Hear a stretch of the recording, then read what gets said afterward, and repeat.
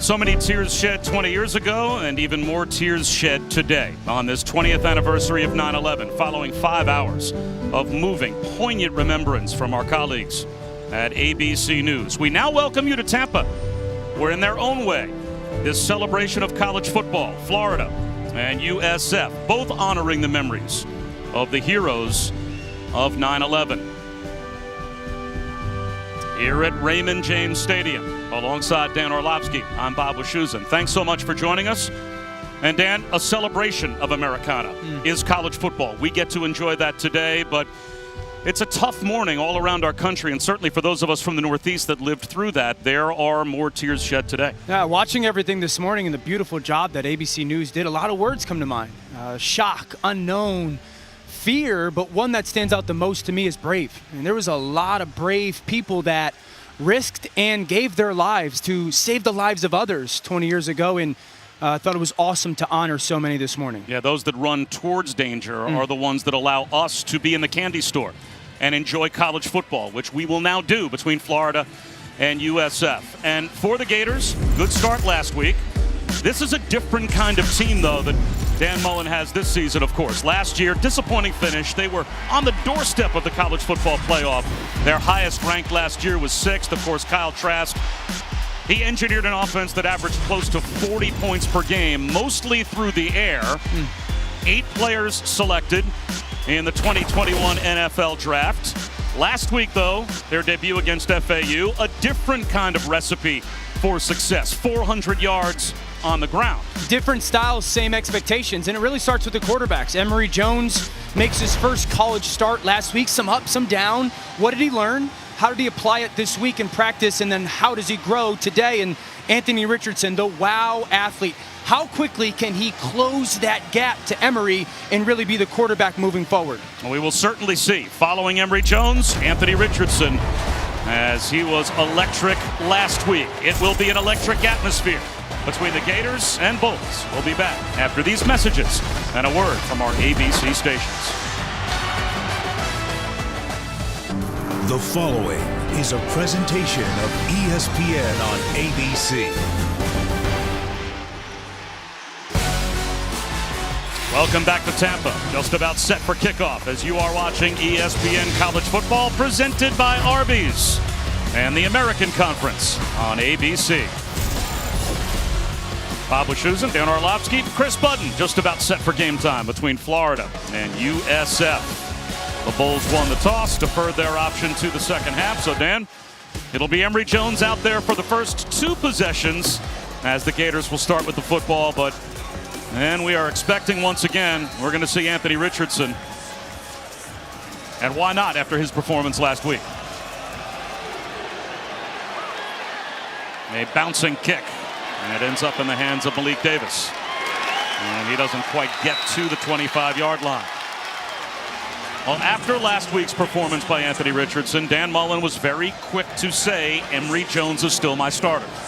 Yeah, Emory Jones making his first career start last week, a guy that's had playing time. It's different when you just get thrust into the game, you play freer. When you're the starter, there's a lot more pressure. Everyone at home, just focus on Emory's feet today. If his feet are set, moving almost like pistons or a keyboard, typewriter, and going in the right direction, he's going to play significantly greater than he did last week. And he'll throw on the opening play from scrimmage. Well protected. That one's knocked away, though. Well defended by T.J. Robinson. Reached around Xavier Henderson and knocked it down, so it'll be 2nd down and 10. Yeah, right away, though, you see some of the stuff that showed up for Emory last week. I have in my notes. Played slow for a guy who's such a special athlete. He's a hitch late on that curl route. Malik Davis stood up after a gain of a yard on the cutback. So just like that, 3rd down and 9 for the Gators on their first set of downs. We're going to hear and see number 11, Dwayne Boyles, all over the field today. Huge stop on 2nd down, unblocked the inside linebacker. Well, Dwayne Boyles lost his helmet, so he has to come off the field for this 3rd down and 9 for at least one play. And this is the difference with this Florida offense this year in comparison to last year. Last year, 3rd and 9, they still had a comfort level with the weapons on the outside and Kyle Trask. This year, what receiver is going to step up? And then is the quarterback going to be capable of making the necessary throw on 3rd and long? Only a 3-man rush. Out of the pocket anyway is Jones. High throw, incomplete. So it's a 3-and-out to start for the Gators. That'll get the Bulls fans here at Raymond James excited. Fantastic start by the USF defense. A little bit of a pass rush on the edge. Zone blitz, some guys rushing. Emery, I just want you to just hitch and then step in there and hit that in route. I love the climb in the pocket. Not necessary to go to your right, start to run. It forces the inaccurate throw. And like you said, the Bulls get off the field. Jeremy Crenshaw. Excellent punt. Drives Weaver all the way back inside his own 20-yard line. And he's going to go down at the 21. That's a terrific flip of the field for Florida. 56-yard punt. Only a 2-yard return, and the tackle made by Justin Shorter. Well, last week it was a 45-0 loss at NC State for USF. It was a bad performance, admittedly, for Cade Fortin. We'll see Timmy McClain, the true freshman backup quarterback, at some point for the Bulls as well, but Fortin gets another chance to try and put some points on the board today. Simplicity for Cade Fortin has to be his focus. Play simple. Make the throws that are there when guys are open. If it's not, check the ball down and just play within side of your game. That's the biggest thing for him today. We'll start with a handoff to Darian Felix. And Felix with a stiff arm. That's a nice gain on 1st down.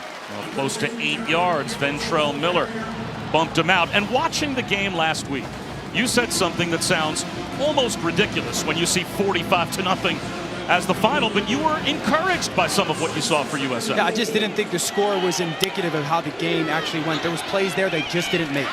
Fortin. That looked like a broken play. He's going to lose a yard or two. Brought down by Daquan Newkirk, so now it's a 3rd down for USF. That ball, I mean, again, the perfect example of the difference, but the same stuff from last week. Fortin has the throw at the bottom of the field. Just throw it, and it's going to be an easy 1st down. 4-man rush. Again, the pocket collapses, and it's going to be a 3-and-out for USF. The first sack of the day. Jeremiah Moon drops Fortin.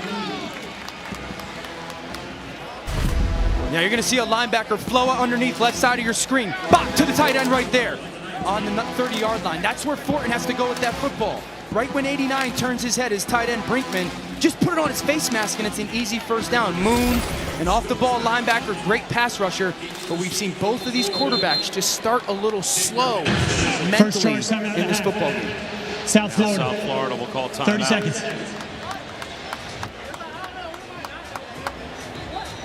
We were talking both in the quarterback situations for both teams are somewhat the same. Unknowns at the starters. Got to grow.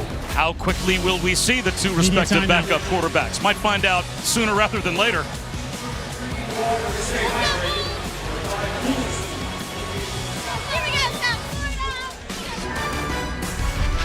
College football on ABC is presented by Arby's. We have the meats. They only had about 37 hours to flip the field from what was a terrific Thursday night opener between the Bucks and the Cowboys to now the Gators and the Bulls. And when will we see Anthony Richardson? Looks like the formula is 3rd possession. So Emory Jones will be the quarterback now. But, you know, Dan Mullen said, I do not have a quarterback controversy. I just have 2 quarterbacks that can play. Where do you fall? Can you operate this way with 2 quarterbacks, or is this a quarterback controversy? Yeah, you always want to know who the guy is, and I don't know if Coach Mullen is so gung-ho on still not knowing. He really wants one of these guys to go and snatch the job, and I'll go back to it for Emory. It's about the details of the position starting to show up. Off play action, and there's a strike. Into USF territory. Rick Wells has a 1st down and a gain of 20. And that's a strength for Emory Jones right there. A little ball fake, you get him on the edge. Wells had such a big game last week. Hopefully he's fine, but really good start to this drive. Getting him out athletically on the perimeter.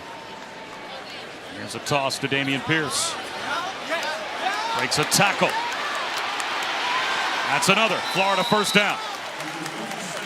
He picks up 15 more. Great run by Pierce. Sometimes it's BYOB, be your own blocker. You know, there's always going to be a secondary player that is left unblocked. That's the back's responsibility. He did a great job making the point. The safety for USF miss.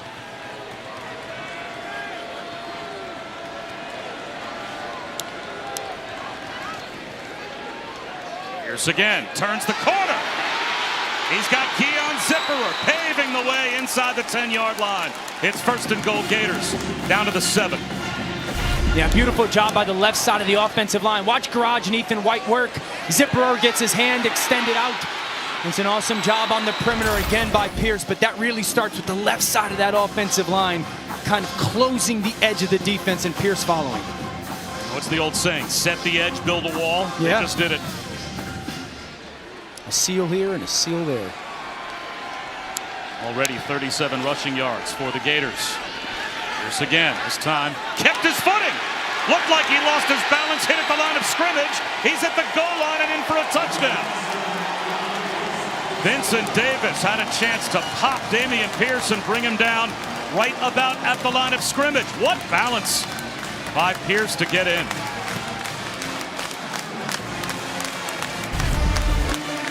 Just watch Pierce finish this run, and then some of the tight ends and big boys up front. You're going to see Garage. Zipperer, number 9 right there, getting in on the party. You mentioned the great balance in the hole, but I love the physicality that Pierce kept those feet going, those legs driving. He gets himself in the end zone.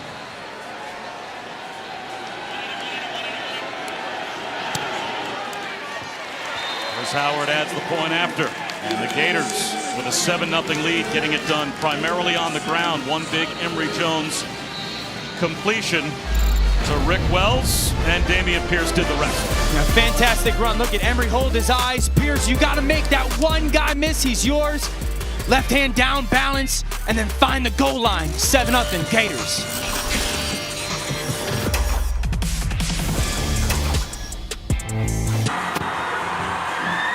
Welcome back to Tampa today, the 20th anniversary of 9/11, and a special scene over in Gainesville.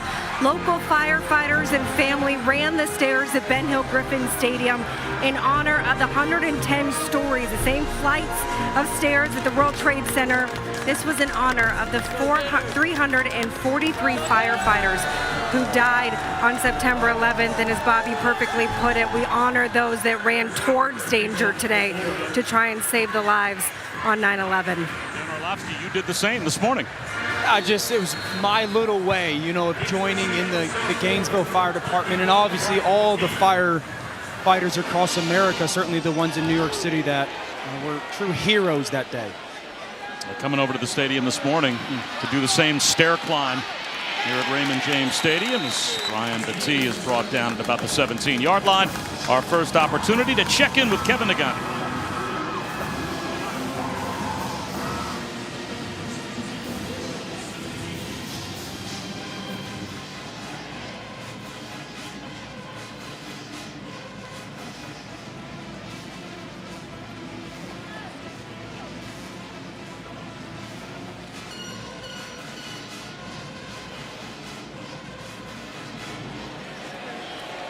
A good one in Columbus, and the Gators off to a good start here in Tampa. Handoff to Darian Felix. Now last week you could see this USF defense for Jeff Scott got gassed, right? They gave up a ton of rushing yards to NC State, in part because their offense could not stay on the field. Yeah, misses and 3 and outs. It just taxed their defense against the good NC State team. So just to get a couple of first downs, and now they give themselves a 3rd down and manageable as Latrell Williams comes within about 1.5 yards of moving the chains. And for an offense that wants to play with tempo, getting a first down is huge because you can't get into the tempo, which is their strength, unless you get that first down. And it just looks as if Felix pushed the pile enough to pick up a USF first down. We talked about last week and sitting down with Jeff Scott and Charlie Weiss Jr., the offensive coordinator. It's, hey, you guys were close to some plays. There's some misses in the passing game that were there. there's a miss or two in their run game. How did you guys emphasize it as you see Coach Scott? They said hammer the film, and get those guys to understand it's close. Well, they bring big Joshua Blanchard out as an eligible receiver, and Xavier Weaver had a step down the sideline. Weaver threw it. Kelly Joyner was wide open, and the trick play comes that close to working. Talking about being close. I mean, just beautiful play design formation. Weaver with a great throw. Kelly Joyner, the junior, out of Clement, Florida. It's right in your hands. To beat Florida, to hang with Florida, you have to go make that catch. Now, the misdirection worked, but they couldn't execute. Up the middle. About 8 yards for Battie. 3rd down and 2.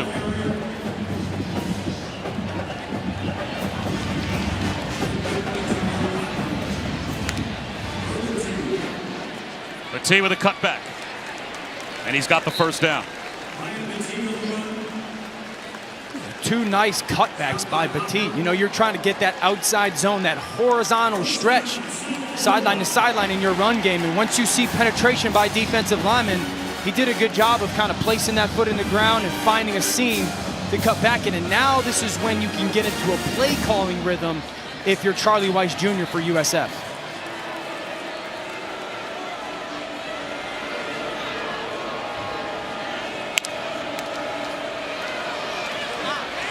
He broke a tackle in the backfield, got back close to the line of scrimmage, no gain. As Tyron Hopper made the stop for the Gators. Is there any recipe worse for an offense than one that plays with tempo and goes 3 and out, right? Your defense only has about 45 seconds to catch a breather over on the sideline. That was the problem, it seemed, against NC State. This already is progress for this USF offense. And a big thing is you don't want to be the same tempo all the time. Constantly changing your tempo to keep the defense off balance is big. Fortin to throw. Finds an underneath turnaround to Bryce Miller. He picks up 6. It'll be 3rd down and 4. Trevez Johnson and that's Maya Moon were there. And Fortin didn't do that last week. He didn't do it in the first drive. Oh, the easy throw is there. Don't try to be a hero. Execute like you have all spring and summer and get the ball out and find a completion. Now you get into 3rd and 4. Can you find a matchup against a likely man coverage for your offense? They love Miller in the slot. Looks like you're going to get blitz at the top of your screen off the left side of the offense. Change your protection, and again, find the matchup you love. They run away from the blitz with Felix. He gets a push, and he's got the 1st down across the 50.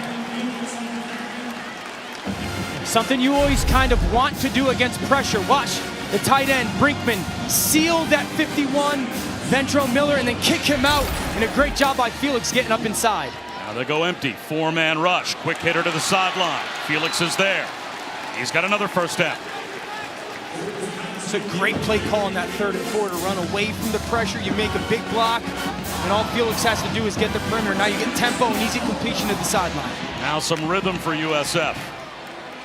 Another screen out to the edge. Latrell Williams has at least 8, maybe 9. It looks like it is good for 9 yards. It'll be 2nd down and 1. And something right now that USF is having a ton of success with is you're seeing these receivers sideline to sideline. They're flipping the passing strength, making Florida communicate and move after the play finish. Another screen. Latrell Williams again. He's got the 1st down. Jeremiah Moon tripped him up. You know, when you're running these receivers from one side of the field to the other, it forces everybody on the defense. Okay, defensive backs and linebackers, we got to go sideline to sideline as well. We also have to communicate while the ball is going to get snapped in 6 or 7 seconds. All you're looking for is somebody to just be out of the right gap, angle, or leverage on the defense, and it's a successful thing for the offense.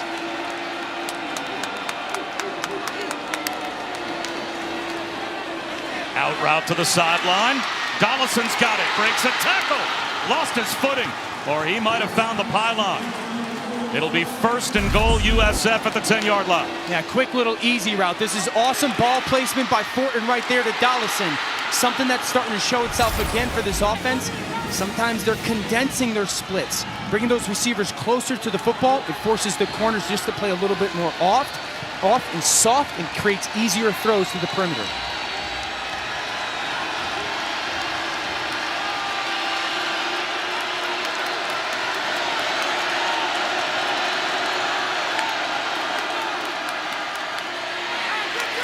Felix on the 14th play of the drive. Stopped by Brenton Cox right at the 10-yard line.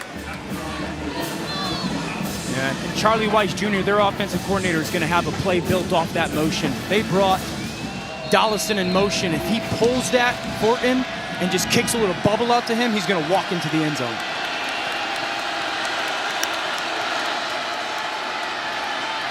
Right up the middle goes Felix. And now it's going to be 3rd down and goal from the 8-yard line. Yeah, 3rd down in the red zone is always number one about what is the defense going to give us likely. This is where you try to anticipate a coverage. More than likely from Florida, you're getting this umbrella. Already so much better today on 3rd down for the Bulls offense, but you're going to get 4 across. All right, so how do you attack? You want to high-low the safeties. Put somebody at a couple yards inside the end zone, someone on the back line, see if you can get a ball over their head. And a timeout looks like it will be called from the sideline by USF. Second charge, timeout of the half. South Florida. Media timeout. And South Florida equal the Gators. We'll find out in a moment.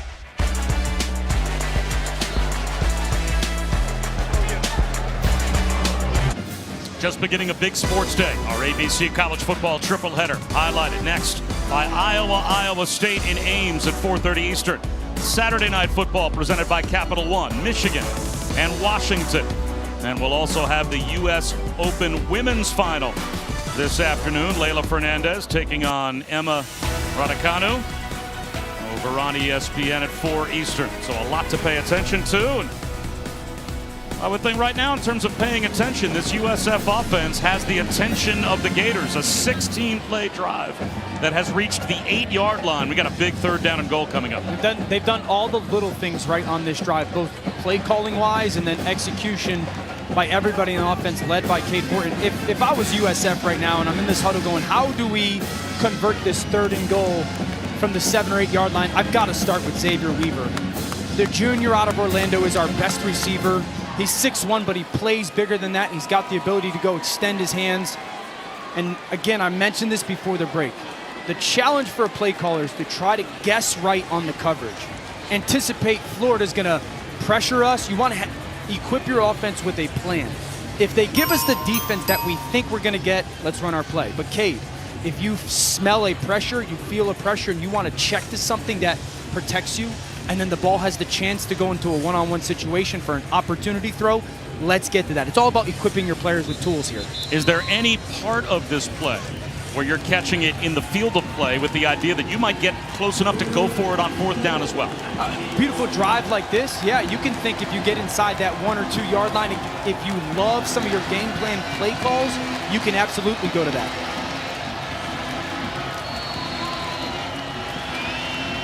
Let's see what Jeff's got. And Charlie Weiss Jr. designed for 3rd down and goal from the 8 after the timeout. Fortin, well protected, floats it in the end zone behind his intended receiver. And incomplete. He was looking for Weaver. He had him. He had him. This is a good job by Weaver. He's going to have a wrap-in route. Sometimes you got to determine, am I going over the top or underneath? He goes over the top of Diabate. And all you want Fortin to do is throw that ball high, face masker higher, where he can go basically dunk the goalpost and go make that catch. Just a little bit of a miscommunication by quarterback and receiver there, but Weaver does the right thing. So Spencer Schrader to try and cap a long drive with at least some points. And from short range, he does.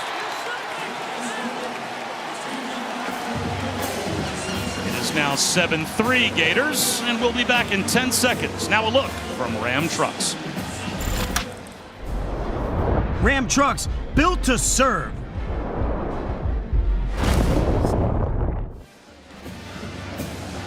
That incompletion from Cade Fortin to Xavier Weaver, Dan, was the first incompletion of the drive for USF. Fortin was 6 for 6 for 51 yards on that drive. until that miss. Well, that's the big thing that you want to focus on the sidelines right now if you're Jeff Scott and Charlie Weiss Jr. That was a fantastic drive. I mean, the quarterback was efficient and deliberate with the football. Playmakers caught the ball, got upfield. Offensive line gave protection. So that's a very good drive. Sometimes you walk away going, gosh, what a great drive. You really won 7, obviously. But continuing to build up your players in their confidence is going to be a huge part of the game today for USF and for the program moving forward. The trick play at the start of the drive could have easily been a touchdown as well. So to have that disappointment of dialing up a play perfectly and not having it work out, but then to respond 17 plays and get some points on the board. Pretty good job. Classic from you, the Jersey guy. Find the negative. I'm trying to spin it towards the positive, though. All right. The positive last week off the bench was Anthony Richardson. And we were told by Dan Mullen, expect to see him in the 3rd possession.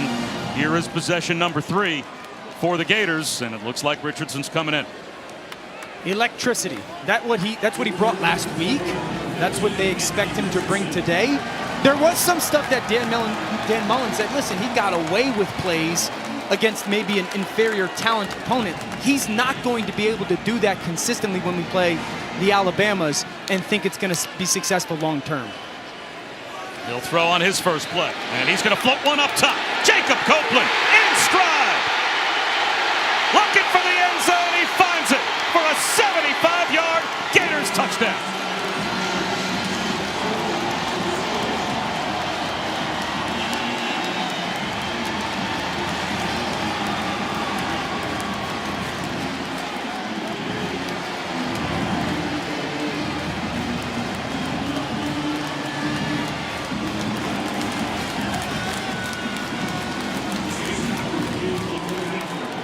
Well, how about that for electricity? Just a beautiful throw by the redshirt freshman Anthony Richardson. An awesome job of Copeland going to track that ball. Howard adds the point after. And just like that, after a long USF drive, gets them on the board.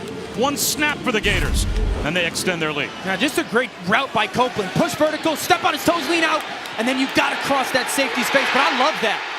I love the ability to go track the football down. Not an easy catch by Copeland. Beautiful play designed by Dan Mullen. Ball fake. Watch the left side of the screen. Zipper sits down, and you tell Anthony Richardson you're going to have a lot of space to go throw that football to. It's an absolutely perfect throw by 15. Watch this ball just jump out of his hands. Beautiful touch. Copeland goes and tracks it down. See his eyes? For all the young kids at home, watches it right into his hands.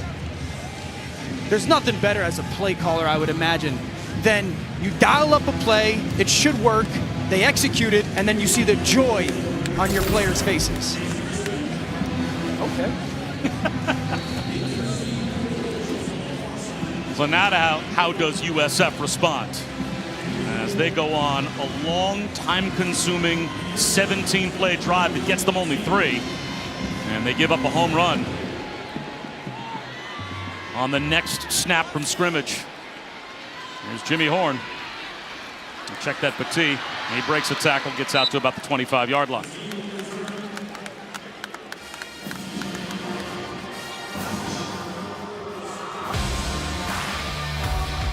Well, what a lineup we have for you this weekend and Monday. As we said, the U.S. Women's Final at the Open is this afternoon on ESPN. Saturday Night Football on ABC. Washington in Ann Arbor against Michigan. The U.S. Open Men's Final is tomorrow afternoon on ESPN. And then Week 1 Monday Night Football in Vegas. The Ravens and Raiders. That's on ESPN and ABC. Peyton and Eli Manning are on ESPN2, with ESPN Plus having even more options as well. Tons of ways you can enjoy Monday Night Football. A floater to the sideline. Xavier Weaver's got it. Terrific floating throw from Cade Fortin for 24 yards. Yeah, I love the pocket movement. Watch. Okay, I feel a little bit internal pressure. Eyes downfield, and let me just float this over the trailing defender to Weaver. Fortin seems to certainly have settled in after that first drive of this game. Underneath for about 4 yards to Latrell Williams, who loses his helmet. Brought down by Avery Helm. Another condensed split by those receivers. I mentioned it before. When you do that, it forces the secondary to get soft, 8 yards deep or something, because you don't want to get up and press in a first down situation and condensed blitz because there's so much picks and rubs and meshes that come off that. You soften up and it gives easy access throws to the perimeter. Nice job by USF's offense again. Jaron Mangum. Submarines for a yard. So now it's 3rd down and 5. Diabate was there along with Gervon Dexter. This is where they've gone to some quick games so far today. They've tried to create some matchups. Remember, last 3rd down and 5 situation, Florida pressured. USF checked the play and ran away from it. So Todd Grantham, the defensive coordinator for Florida, might choose, you know what, we're not going to blitz here. We're just going to play man-to-man coverage and say, our guys are better than your guys.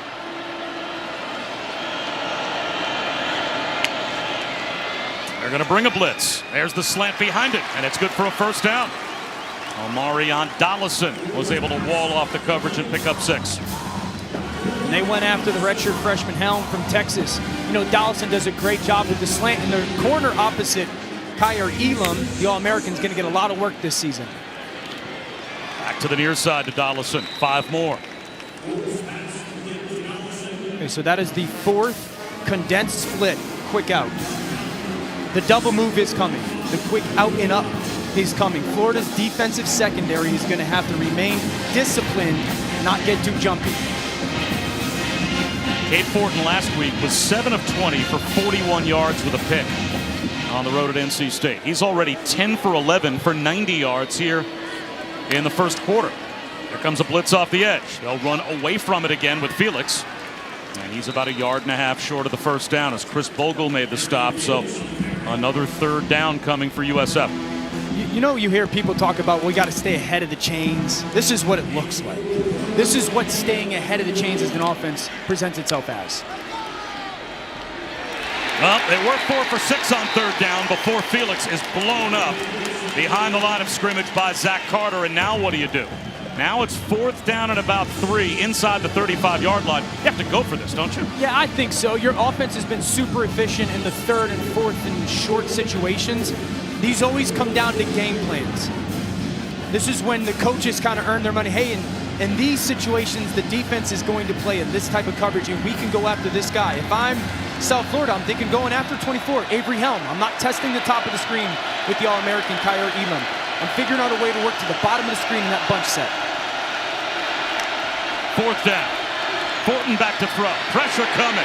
Tries to extend the play to the sideline, and it just did not have enough on it to get to Latrell Williams. USF gives it away on downs. Brenton Cox put Fortin on his horse. Yeah, they're really trying to sneak the tailback out against man coverage.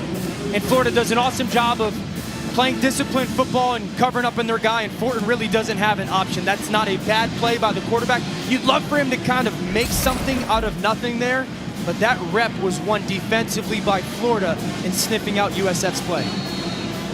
Dan Mullen staying true to his plan. Anthony Richardson, 1 pass, 75 yards, touchdown, right back on the bench. And Emory Jones is back in there at quarterback. He'll go play action. He'll find a cutter in Xavier Henderson. Henderson breaking tackles to the 50.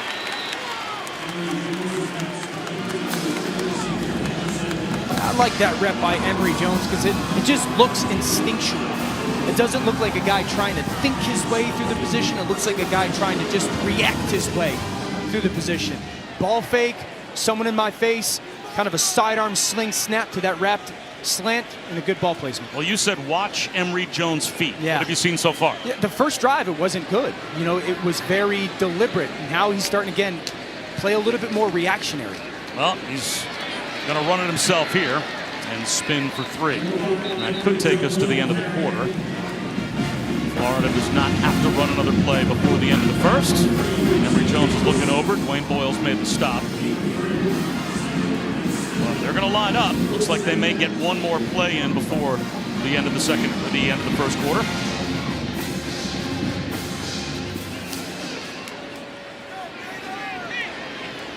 Down to 5 seconds.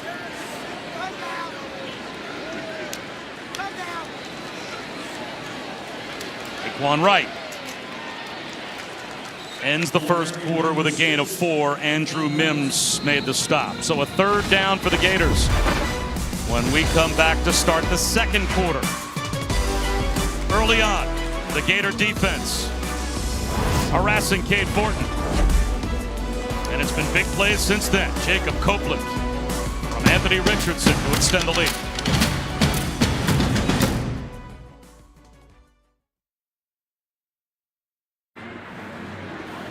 Welcome back. Emory Jones and Anthony Richardson are not letting their relationship get strained despite the questions of a quarterback competition.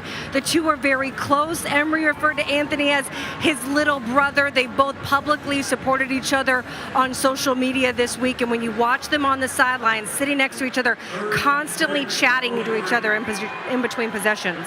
Emory Jones has waited 3 years to become the man, having an opportunity now to be the starting quarterback for Dan Mullen.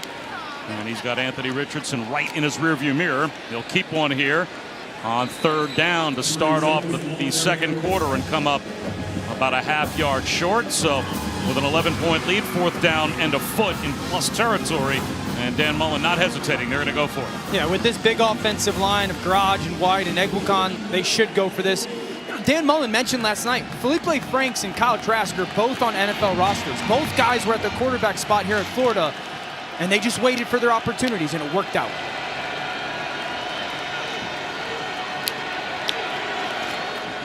A pitch to Naquan Wright, trying to get to the edge. Breaks a tackle and picks up the first down. A chance for a takeaway on downs for USF, and Mekhi LaPointe could not make the one-on-one tackle on Wright. Speed option off the defensive end. LaPointe is there, and it's a beautiful job by Naquan Wright. I mentioned it before, BYOB. Now, you probably think of that as something different. You know what I think of, yeah. But sometimes you got to make that guy miss, and that's shown itself a little bit by Pierce and Wright in this first half. Jet sweep. And Xavier Henderson got a yard. But boy, when you think about the margin for error against an opponent like this, if you're USF, you have to make that tackle. Yes. You have to get that takeaway. You know, that if you have a chance to get a one-on-one to stop a team on downs when you're a big-time underdog and you have a chance to maybe fight your way back into it and pull off an upset, that's just a tackle that Mekhi LaPointe can't miss.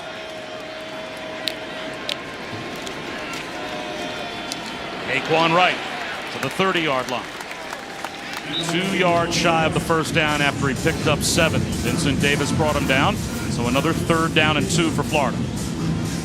Not only are you happier with the way Emory's kind of operating as a passer, but he looks more decisive when it comes to their quarterback run and zone read game as well.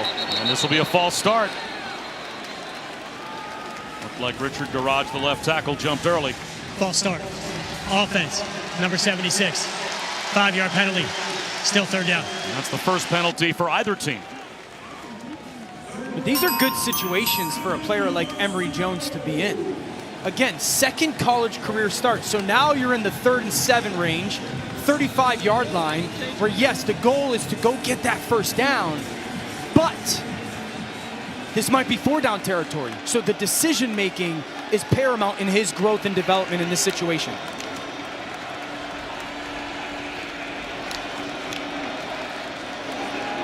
Jones steps up in the pocket, floats one down the sideline, looking for the end zone. He drops it in beautifully. Touchdown, Xavier Henderson, 35 yards.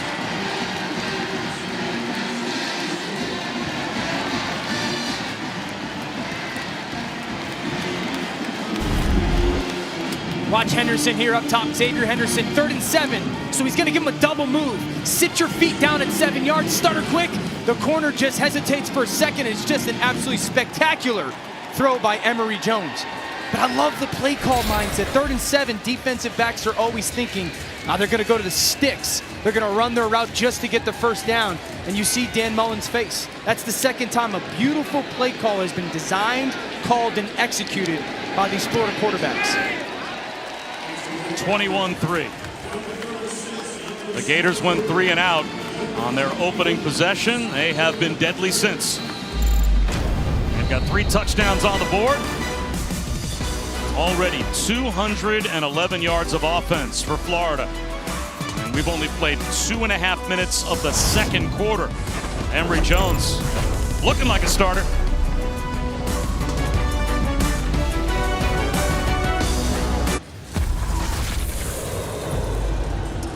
This season, Allstate will celebrate every field goal and extra point made by participating universities by making a donation to those universities' general scholarship funds. We thank you, Allstate.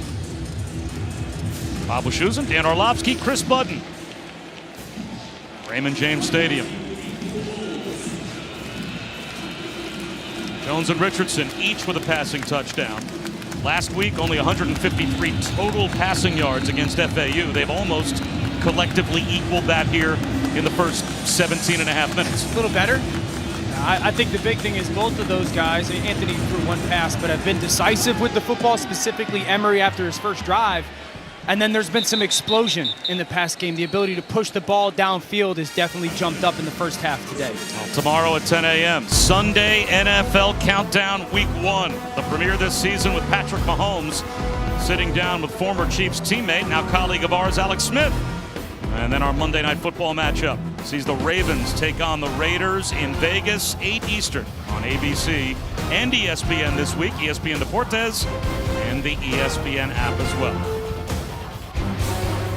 Man, the Ravens are beat up. 5 guys on IR with ACL injuries. They've got to get some depth at the tailback quickly. Well, not too bad when all of a sudden you got Latavius Murray just kind of sitting there as a 1,000-yard rusher that they brought in. Darian Felix finds a cutback lane and picks up about 3.5 to 4. Plus, they put Devontae Freeman and Le'Veon Bell on the practice squad. Yeah, I'm not thinking much about Devontae Freeman and Le'Veon Bell impact-wise. Thankfully, they have one of the best quarterbacks in football still in Lamar, but he runs a bit. Those guys, yeah, he's not a bad player.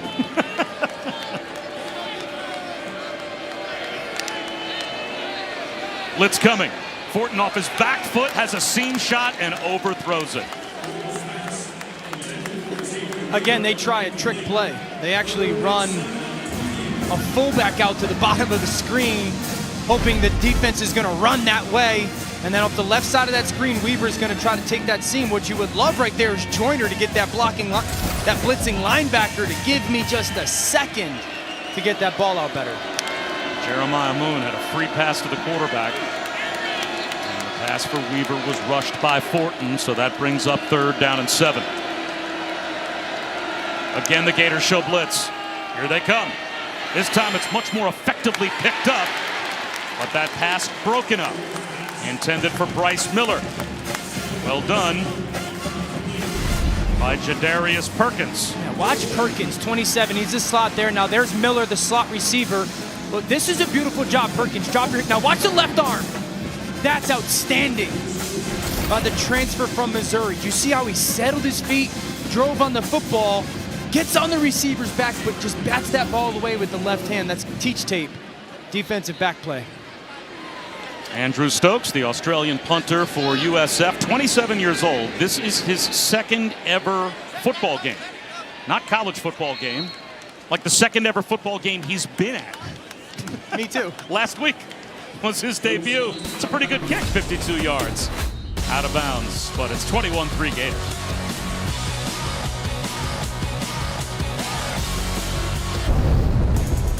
Both Florida quarterbacks have had the chance to play today. The play action pass moved the pocket for Richardson. I love his ball trajectory. Just a little love on that to allow Copeland to go track it downfield. Then Emory Jones gets into a 3rd and 7 situation. Watch his feet. 1, 2, 3, hitch, hitch. He gets one-on-one with Xavier Henderson and throws an absolute pearl for the touchdown. A little bit of the Orlando Bloom. Archer, both quarterbacks have had the opportunity today, and both have taken advantage of it. Well, Anthony Richardson is back in to begin this possession. He's played one play. It was impactful, as you saw. 75-yard touchdown pass. And he will start now at his own 20-yard line with a 21-3 lead. Bob Wischusen, Dan Orlovsky, Chris Budden.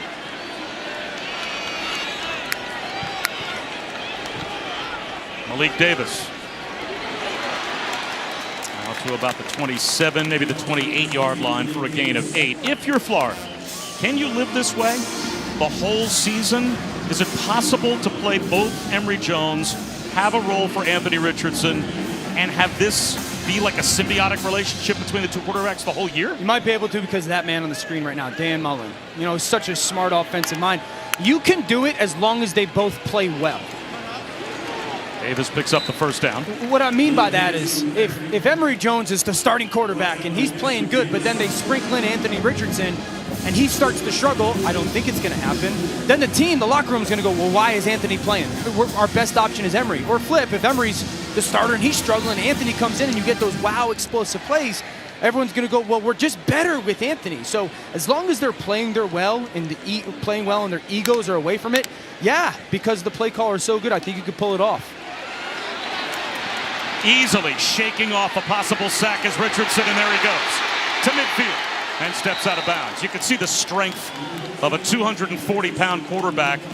Combine it with that athleticism, he's really hard to bring down. Similar to last week, though, there's a little bit of a pressure he doesn't pick up, and he's good enough and athletic enough to shake it off against some talent that's not as good.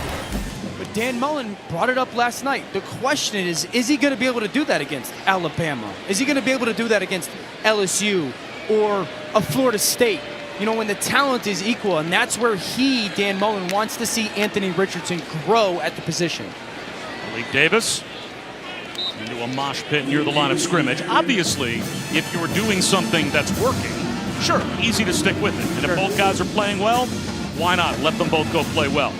But over the course of a 12-game, maybe an SEC championship game, bowl game season, they're both not going to play well the whole year. Right. So when one of them invariably doesn't play well, what do? Do you stick with this formula and say through thick and thin, both of these guys are going to get snaps no matter what? Well, I think part of the process, number one, is how do they look in practice? You know, are they continuing to practice the right way? And the second thing is, if one of them starts to not play well, why?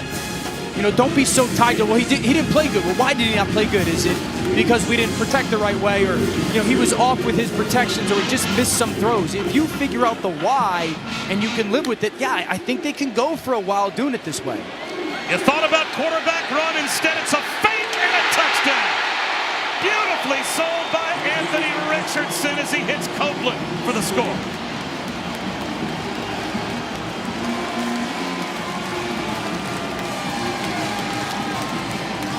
The redshirt freshman sold quarterback draw, and it looked like USF bit.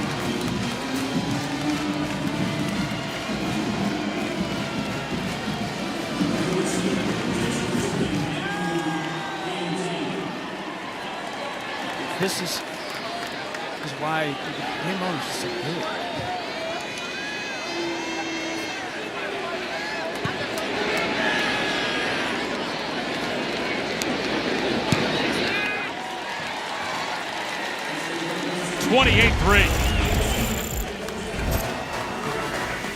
So awesome by Richardson.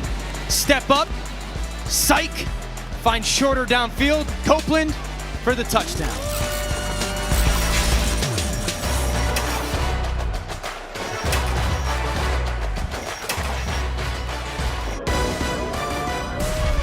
College football presented by Arby's on ABC is brought to you by the new Coca-Cola Zero Sugar. Could it be the best Coke ever? That is the reaction of the USF Bulls when they were shown the debut of their brand new locker room at their training facility. Why not? But it's been all Florida against USF so far here in the first half. And Anthony Richardson and Emory Jones, it's almost like anything you can do, I can do better. 2 for 2 for 100 yards and 2 touchdowns day. Well, competition's a good thing, right? I mean, it can drive both to excel. Kick out of bounds, so this will give the ball to USF out at their own 35-yard line.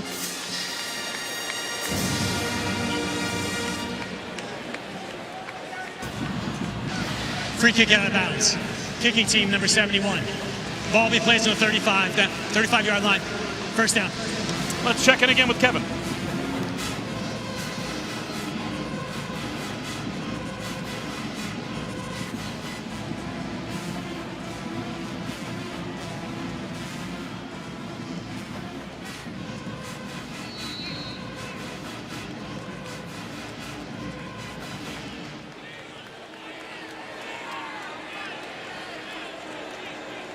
Eye-opening. Yeah, Ohio State tackling like Booger McFarland. And so it begins as Jimmy Horn picks up about 4.5. You mentioned the Florida quarterback room, and you used the right word, competitive. The big thing is to never allow it to be combative. And there's a very fine line with how Florida can manage that within their program leading up to a huge week next week against Alabama.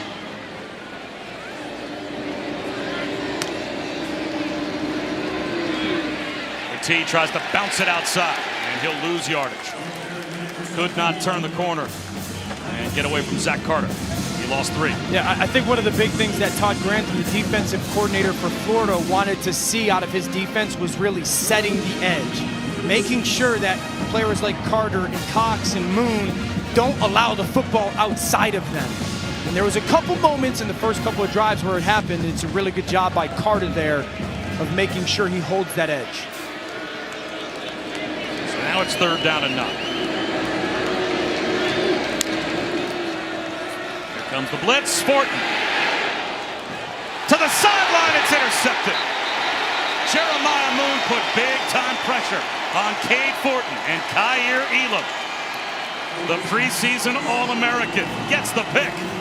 He had 3 last season, and that's his first this year.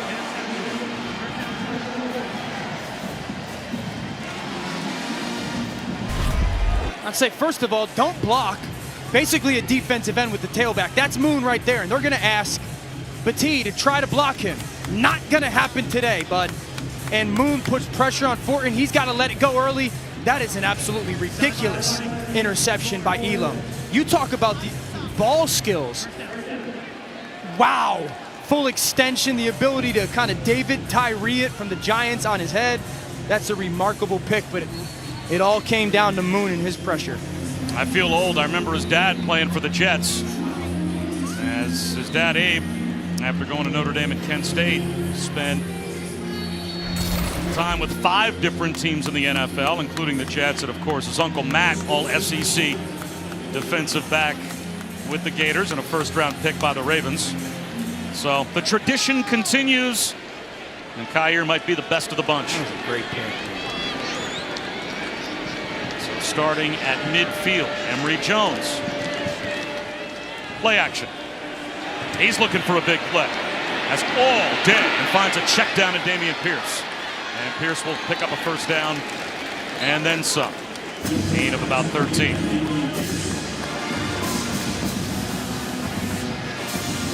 It's a great job by that offensive line. You know, it's one of the benefits of play action pass is giving protection. How good has Florida's offense been today? They started off rocky 3 and out and touchdown. And again, you see a 1-play drive and a 4-play drive.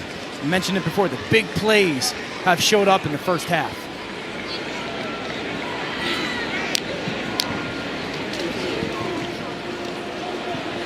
Emory Jones spins for 5, maybe 6 yards on what looked like a broken play. It looked like he was thinking about faking the handoff or maybe doing a zone read to one side. The back went the other way. Thad Mangum there to bring him down. Remember before I said you really wanted to see Emory play a little bit more instinctual and reactionary today?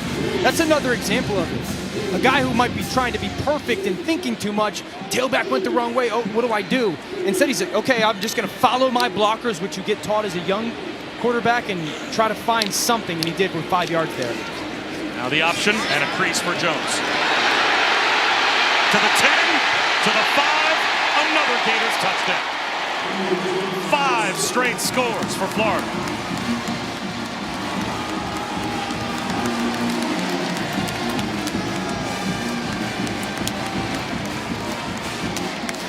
A little bit of a speed option to get off the edge. This time the man on the line of scrimmage, the left side of your screen, he's going to take the back, and Emory Jones just has to beat the safety. Vincent Davis makes him miss, cuts back inside. And like you said, another scoring drive for the Gators offense. I think Emory goes back to the sideline, finds Anthony Richardson, and goes, all right, your turn, bub. What can you do, bro? Your chance. You're up next. They've just alternated touchdowns. 3 now for Emory Jones, 2 for Anthony Richardson, 5 straight possessions that end in 7 for the Gators. Now, look at this move. Cookies, cut back. The superstar from Georgia runs away from Matthew Hill. Little dice roll. Gators up big.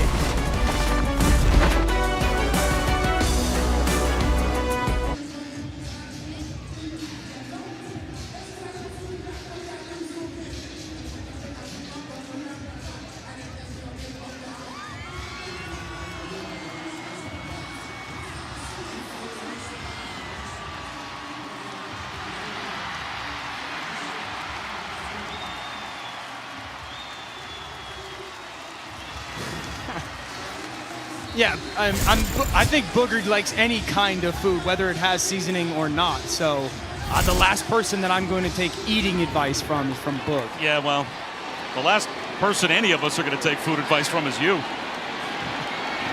Some of the recommendations you have made on Twitter have been disturbing, to say the least. As Jimmy Horn gets taken down shy of the 15-yard line this afternoon, our ABC College Football triple header continues. Number 10 Iowa, number 9 Iowa State in Ames at 4:30 Eastern. And then Saturday Night Football presented by Capital One, Michigan, Washington. You can watch all the games all season long on the ESPN app as well.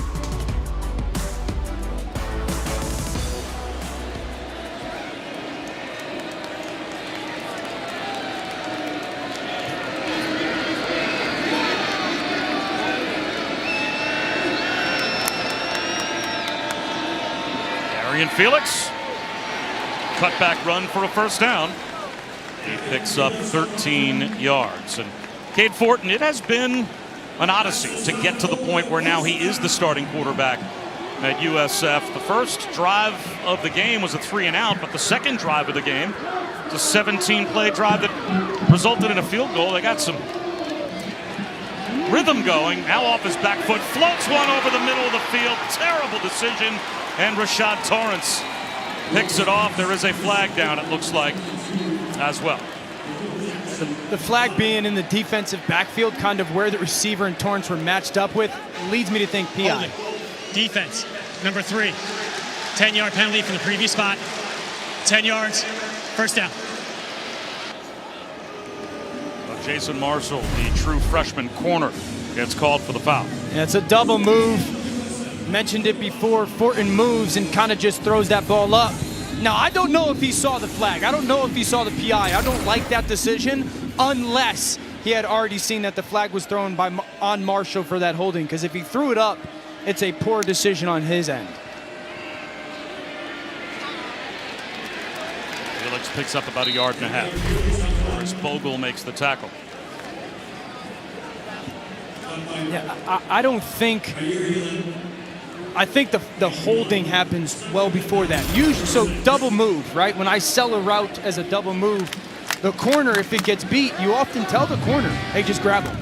You know, it's better to give up that penalty in the yardage rather than something to go over your head. So I think that flag happened sooner.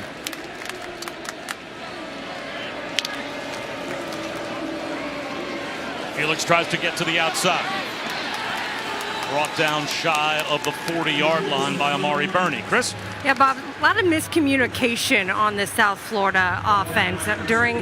In between possessions, wide receivers talking about where they should be on their routes. Cade Fortin trying to keep the rest of his guys cool. Not a lot rattles him, trying to show some patience to the rest of his guys.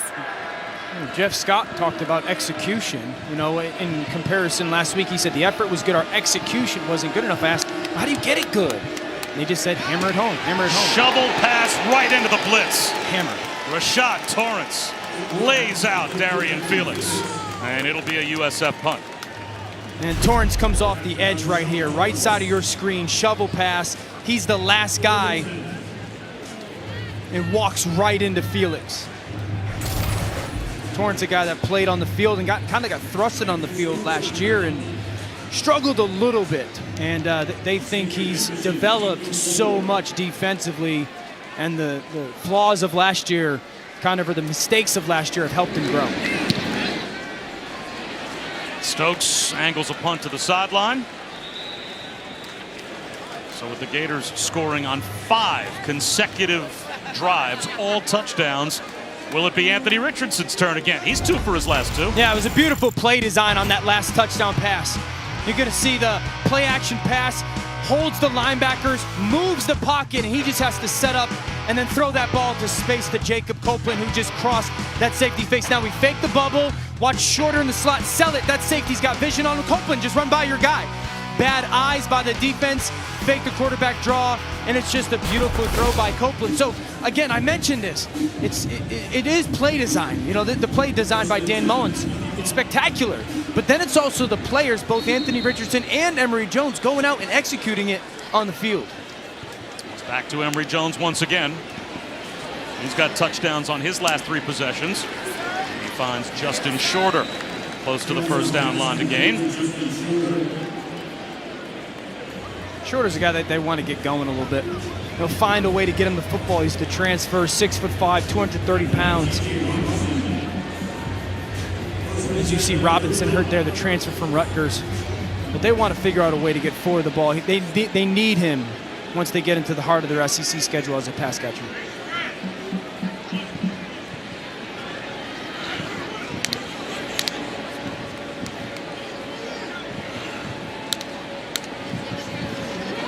Play action. Once again to the sideline to a wide open receiver again. It is Jacob Copeland. Florida with late flags thrown after the play is over. They're averaging over 13 yards per play offensively. And we might tack on a few more here. As Copeland is still down. After the play was over. Personal foul. Unnecessary roughness. Number 23 of the defense. 15-yard penalty from the end of the run. First down.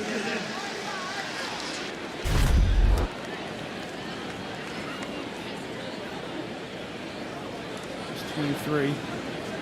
Thad Mangum. Oh.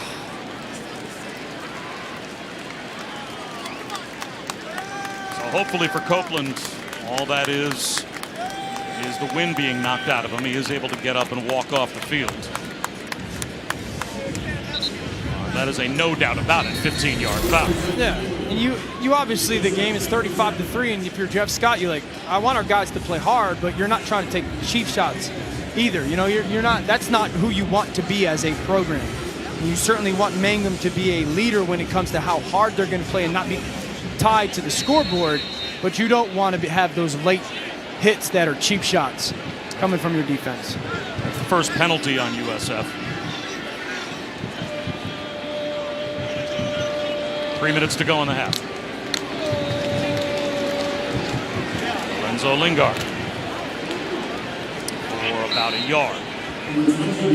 Wayne Boyles made the tackle. Boyles is a player that stood out on tape to me. When you watch him, he belongs no matter who the opponent is. He's violent, he's got heavy hands, he's super athletic, he's very smart as a football player. He stands out for the Bulls defense. Led the team in tackles 2 years ago, but because, at least in part because of COVID, kind of a lost year last year. Emory Jones sidearms one down inside the 5-yard line, and Justin Shorter could not hold on. That was a really nice throw by Emory Jones on the move. And it's one you just want to see Ford bring down. It's a good job by Emory. And he really gives Shorter a great opportunity to go make this catch. You've got it. Just so go secure that ball on the sideline if you're Shorter. And I mentioned it. He's a guy that they really need. They're going to need for him to go make those plays. It's not always going to be perfect. You're athletic enough. Go secure that catch. Malik Davis lost a half yard on 3rd down and long. So playing it conservatively, the Gators. And let's see if they punt it, play field position. Doesn't really matter up 35-3. They may decide to go for it. We'll see. Well, here comes the kicking group.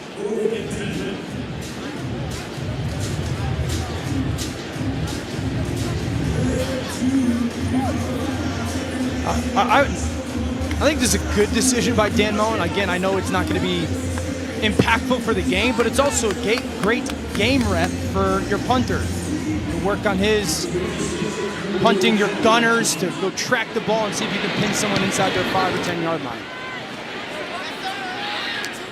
Inside the 15-yard line, Jeremy Crawshaw creates the fair catch. And we've got a few of our upcoming AAC football games on ESPN Plus. This afternoon, 7th-ranked Cincinnati hosts Murray State at 3:30 Eastern. Next Saturday, the Bulls will take on Florida A&M. Those are just two of over the 20 games that we have for you on ESPN Plus this season. If you're a fan of the AAC, you got to have it. Sign up today at plus.espn.com/AAC. I hope that we could get Coach Mullen's reaction after that punt by Chrisman. He was not happy because you choose to punt from 40, 35-yard line, and it's only a change of 20 yards or so. Mullen was very animated.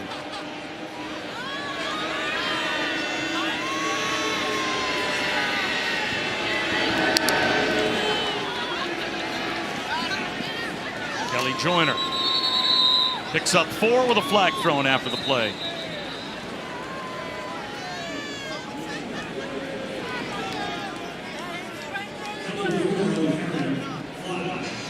Personal foul, face mask, number 0, the defense. 15-yard penalty, automatic first down. Number 3 can stay in the game. Number 3 can stay in the game. That's the 3rd Florida penalty, that one on Trey Dean.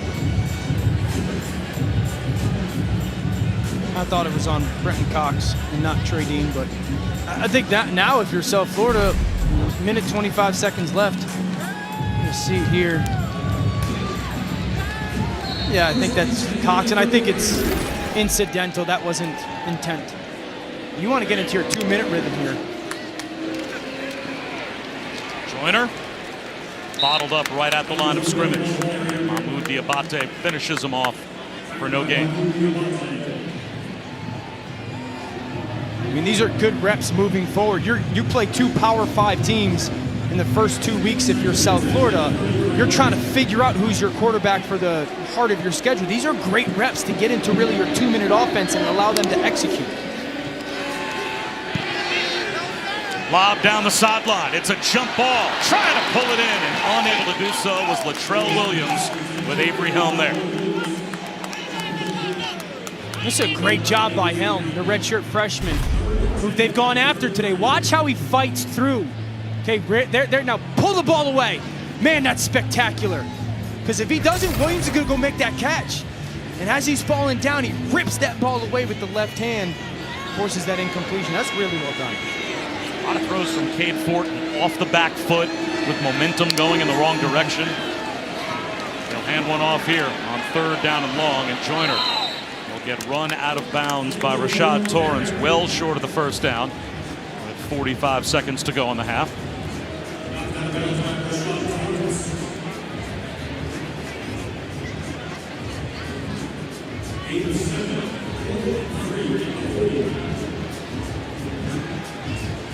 I think for South Florida, it's going to be big to go into halftime, because if you look at their sideline right now, and if Chris is down there, I'd love for her to tell us what the vibe is right now from her perspective, because from up here, it's just dead. And this is a program that is rebuilding. And the hardest part is when you are getting beat up like this for the first 6 quarters of your season, you really need great leadership on the sidelines to allow guys to feel like, all right, we still got to go play. Henderson, that'll be kick-catch interference, as he had signaled for a fair catch and was hit pretty hard trying to go over to field the ball. So that'll be a 15-yard penalty against USF.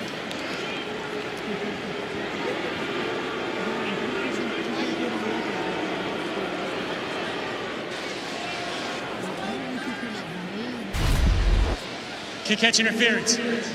Kicking team, number 8. 15 yards from the spot of the foul. First down. So that will give the Gators the ball out close to their own 40-yard line. Yeah, and in comparison to South Florida, I think Dan Mullen should try to get some 2-minute work in here today. Their quarterbacks have played so well. You see Emery's numbers, and Anthony Richardson 2 for 2 for a measly 78 yards of completion. Is that right? 58 yards? 58 yards of completion. Hey-yo. 7 public school kid, 58 yards of completion. I think you want to get some 2-minute reps in here for your offense. Well, Emory Jones will get a chance with 35 seconds to go in the half.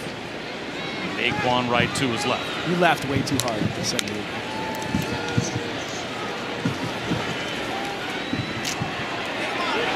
Spinning out of a tackle is Naquan Wright. Bouncing off South Florida Bulls. And he picks up a yard. That's a hard-working yard. 23 seconds to go in the half.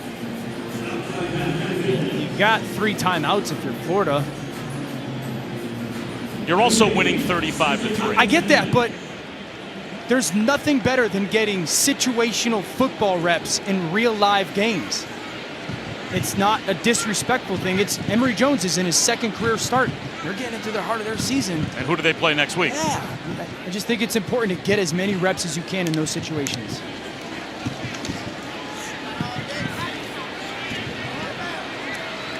Finds Malik Davis. And just the maturity of a quarterback to do that, right? Yeah. To make a good decision, see the check down and take it. Yeah, and if you get a completion here on 3rd down, you could pop a timeout and then get some chunk plays. Again, to try to get yourself in the field goal range, because you don't know the next time Emory Jones is going to be in a game-like situation where it's going to matter.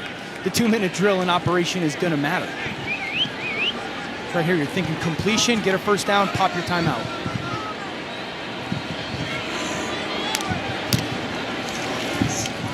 Give it to Naquan Wright. He's not going to pick up the 1st down. So that will most likely take us to halftime.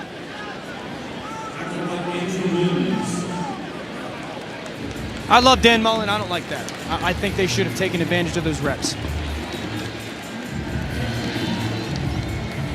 I'm going to veer towards praising Dan Mullen and the fact that his team's got a 35-3 lead at halftime. But that's where we're different. The halftime report is coming up in just a moment. 35-3. Florida with the lead over USF at the half. Check in with Kevin coming up.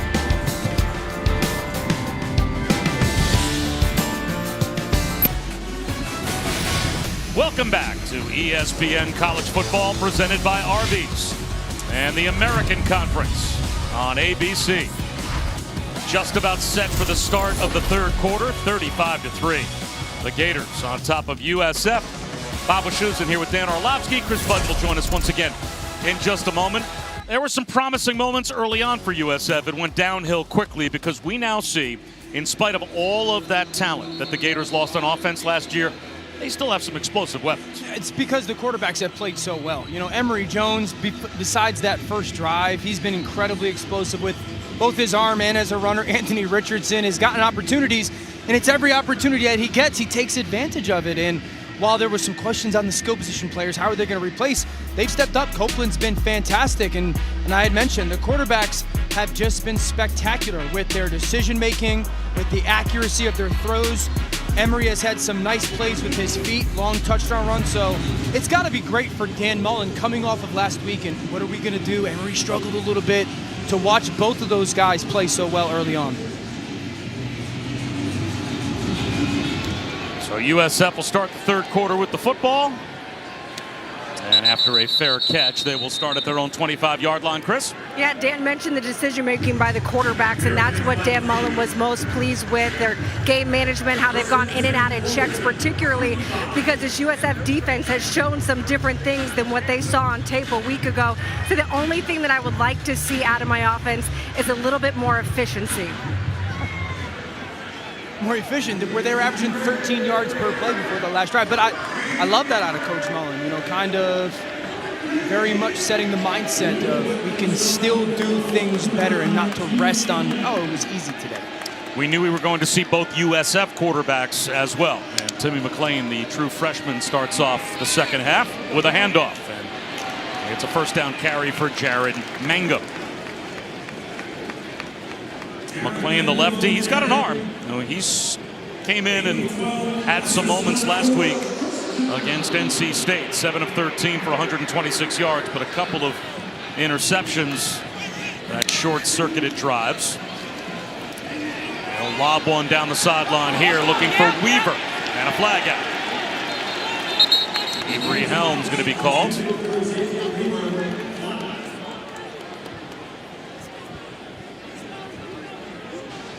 Pass interference. Defense, number 24, 15 yards, automatic for the 1st down. A good job by Weaver trying to fight back for the football. Helms got his eyes on it. Just kind of puts his hands on Weaver as he goes down to the ground. You were talking about Timmy McClain, and I'd say two things that stood out were, he thinks fast at the position. It showed, and they're just carried himself on tape with the it factor. You just want him to value the football way more, not try to win the job on every single snap. The keeper here, and that's good for a first down for the Bulls. Well, Jeff Scott told us, had he played better last week, he would have won this job and been the starter today. The reason they went back to Cade Fortin, who was clear-cut the best quarterback after the spring and the fall, was because Timmy McClain didn't take the bull by the horns, for lack of a better phrase, and take over and win the job. Underthrown ball here, and it's incomplete down to the 5-yard line. Jason Marshall, step for step in coverage on DeMarcus Gregory. Yeah, Gregory does a great job stacking, and Marshall just kind of hand fight, little tug, and then at that last second does a good job of looking back for that ball and getting in the way of Gregory. I mentioned it before. What you want is Timmy McClain not to go and strain so hard to go win the job, and that forces you to make mistakes. Zone read here, and Felix lost a yard.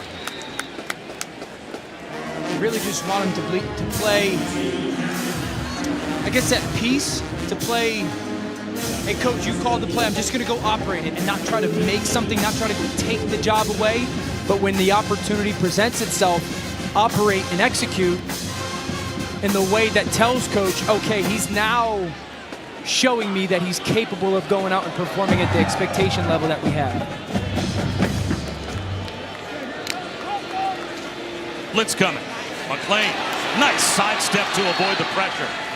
And you have to think USF will go for it on 4th down and 4 as Moon and Helm combine on the tackle. You know, we get into these conversations all the time with college football quarterbacks when teams are undecided on their starter. Sometimes there's things that a guy can do that another player can't, and that's a perfect example. McClain can go make that play on an unblocked rusher, and Fortin can't. And right now, this is where you want to see him grow. 4th and 5, you know you're going to get coverage. You've got to go make a throw here in a tight window. Blitz coming, and he swings a pass to Petit that is underthrown, and USF turns it over on downs. Amari Burney is right there tracking Petit. Yeah, he's going to get man coverage, and he wants to find Petit on a swing route, left side of your screen, right now. You know, just a second late. You see that backside backer flow to the back, and because of the pressure, you really want him to see it as a true freshman. Oh, the throw has to go there. And for a guy that played fast last week, you just want him to see that quicker and make sure that ball gets out to Petit, and that's an easy first down. What game draws your eye there? Obviously the top 10 matchup between Iowa and Iowa State, but an in-state rivalry as well. Later on tonight, Utah-BYU on ESPN. Yeah, I would say the Iowa State one, though, because Breece Hall for Iowa State, the tailback, excuse me, going against such a great defense in Iowa.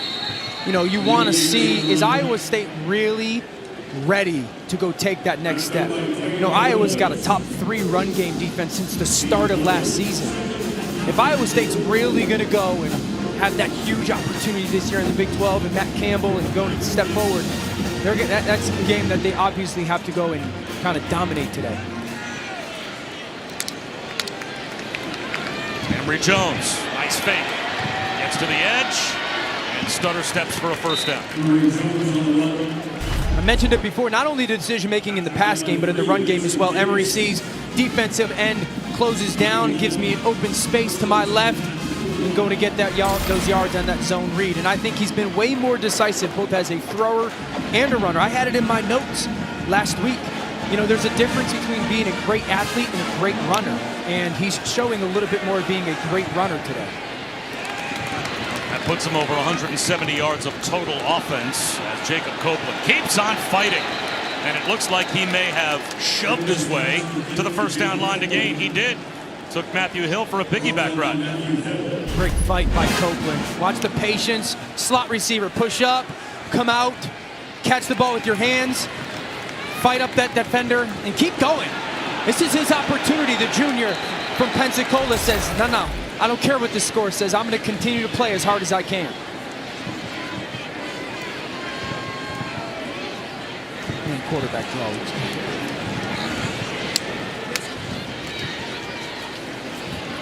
He throws an interception instead. A clean pick. Makai LaPointe down to the 10-yard line. 49 yards on the return by LaPointe.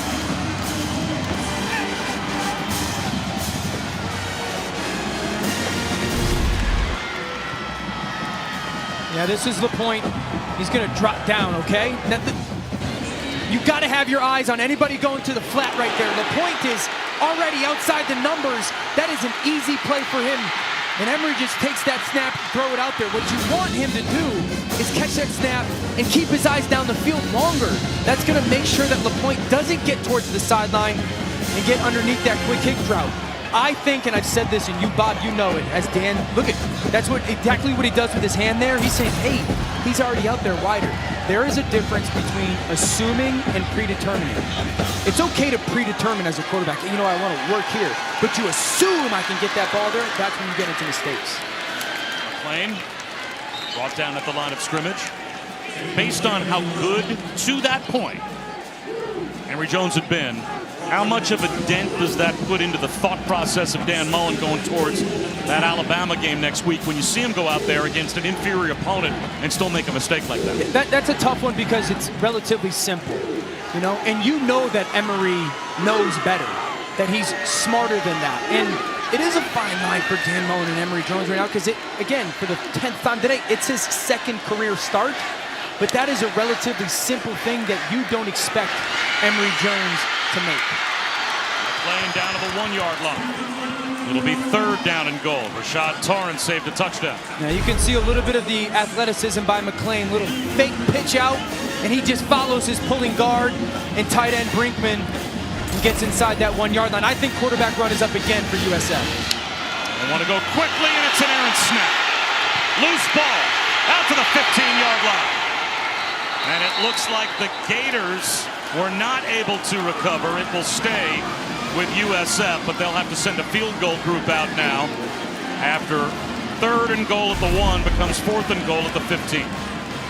Now, one of the downsides when you get into those really short yardage situations, you see the effort by everybody on the field. McClain, Felix, somebody go find the football. When you get at that tempo and kind of short yardage situations, offensive linemen get tense, specifically centers. That ball comes high and hot because they got to snap it and get their hands up so quickly, and that came too quickly for the true freshman.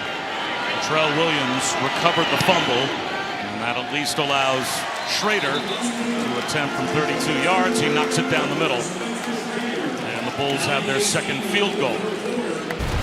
So the interception thrown by Emory Jones turns into 3, easily could have been 7, if not for the Justin Shorter hustle play.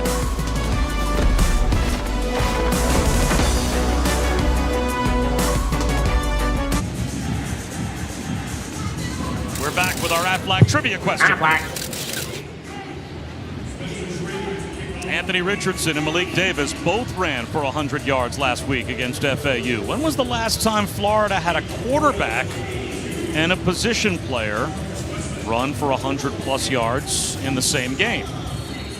We'll let Dan Orlovsky think about that during the kickoff, and then we will shatter his dreams and reveal that he's wrong. Weston will bring it back. Want to take a quick guess? Yeah, I don't have the exact players attached to it, but I think it's going to be Jeff Driscoll era, so maybe 20 ago? Let's answer our Aflac trivia question.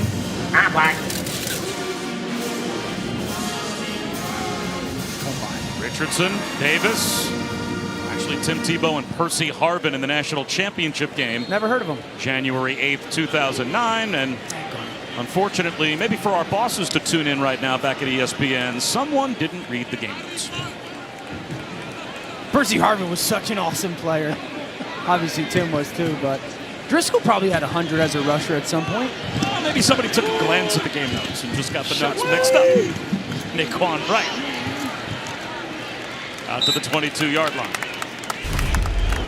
Well, while we were away, boy, the non-stop coaching continues between that coach and everybody that's ever played quarterback for him. Yeah, you know, and there was a moment in a FAU game last week where Emory missed a throw, and on tape you can see Dan Mullen almost kind of putting his hands out and going, relax, you know, pushing to the ground a little bit. And I asked him about it. He said, part of my job is to figure out what makes these guys tick. Good job. Emory Jones patiently allowed Xavier Henderson to come open for a first down. Yeah, you use the word that's perfect, patient. Little toss fake, watch the receiver from the right side, Henderson. Now sit in soft space. Emory, keep your eyes 1, 2, 3 and find Henderson on that cross. You just got to be patient while you move. But I was talking about Dan Mullen. I got to know what makes guys tick, what gets them calm, what gets them energized, and who needs what. And I just thought it was a really good imagery of he's got a really good pulse for what a player like Emory Jones needs. And in that moment, you know, maybe cussing him out, so to speak, or screaming and yelling at him is not going to pay dividends. Well, Emory Jones is the highest rated quarterback that Dan Mullen has ever recruited as a head coach. But looking at some of the other quarterbacks that he has coached and what he has taken them from and what we may have expected of those players to where they have gone to, whether as a coordinator and a play caller or as a head coach, you're talking turning Alex Smith into the #1 pick in the NFL the year that he came out of Utah. Tim Tebow, of course, a Heisman Trophy winner, and he became a #1 pick. Now, Dak Prescott, man, I called Dak Prescott games when he was at Mississippi State, and you thought really good competitive football player and a really good college quarterback as Emory Jones, quarterback draw, picks up the first down. But when you watched Dak Prescott at Mississippi State, did you ever think he was going to become this as an NFL player? I didn't expect the guy that was going to be what we saw Thursday night in this stadium. You know, Dak was incredible. And then go back to last year. Kyle Trask. Kyle Trask was, you know, we did the game when Kyle Trask came in when Felipe 2 years ago got hurt. And there was all these question marks of who is Kyle Trask? How is he going to be the Florida quarterback? And then he goes and sets the record last year for touchdown passes and becomes a high draft pick for the Buccaneers. And they're coached the right way. Dan Mullen coaches and develops these young quarterbacks the right way. Here's Naquan Wright, cuts it back, and carries some tacklers close to another Florida first down. It's just over and over again. He takes different kinds of quarterbacks. Yeah, that's a good point. Runs different types of offenses, accentuates their strengths, and I think makes these guys probably as good as they could all collectively be as college football players. We talked to him about that yesterday. How are you going to take the offense, the players that you have this year, and try to reproduce the success, so to speak, of last year? And he looked and he's, listen, it's my job. You know, there's multiple ways to do what we did last year and try to find it this way. You just got to find different ways to do it. And maybe we build our pass game while we've got this very dominant run game throughout the season. Play action fake all day again for Emory Jones to throw, and instead he throws another interception. This one's picked off by Brock Nichols. He tiptoes the sideline. So a couple of times for Emory Jones where maybe he is just not quite seeing it. And it'll be the continued tutorial on the sideline with Dan Mullen after he throws his second pick here in the third quarter.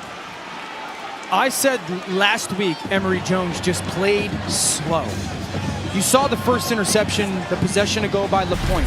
Slow. This is a slow rep. The defender up top is just a flat defender. Bottom of the screen, Whittemore is going to be coming on a crosser. 1, 2, 3, 4. Ball's out right now. You're 2 steps late, Emory. And, you know, this is where, watch the left side of your screen. That ball's out now. And you're just too late, and you allow that defender to just sink and sink. And this is where you've got to be critical of the performance, not the performer.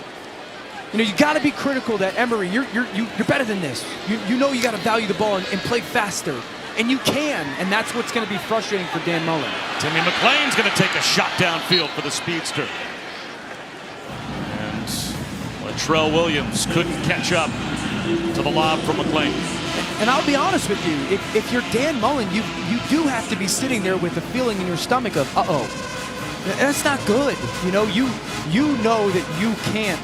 For as good as he was in the first half, you can't come out and make those 2 mistakes in the second half. You could see him pointing, hey, you're hanging. And he's talking about that dropping defender. And he's telling Emery, listen to your feet, listen to your feet. You go 1, 2, 3, 4, 5 hits. You can't throw that ball that late. There's a quick hitter to Sean Atkins.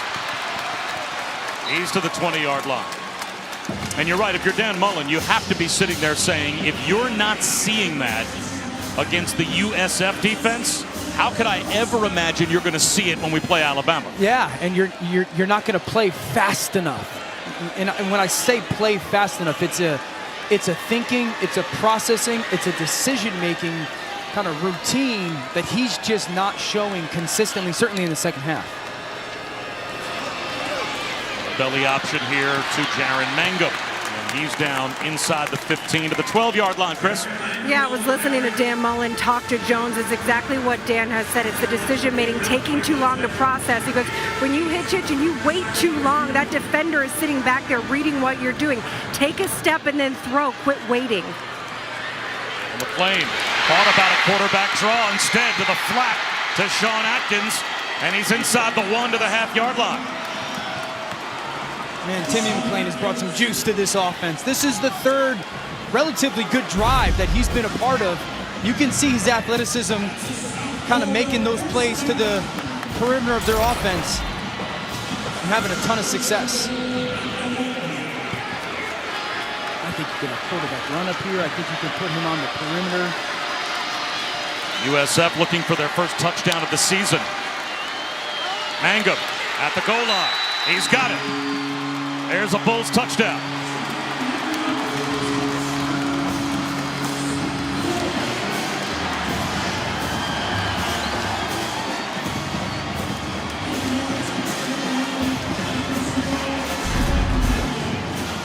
Good job pushed by that right side of the offensive line. Wiggs and Jacobs, along with the senior Brad Cecil, do an awesome job of finally finishing off a drive for the South Florida Bulls. And I mentioned it, Timmy McClain has just infused some juice into this offense with his ball distribution and athleticism.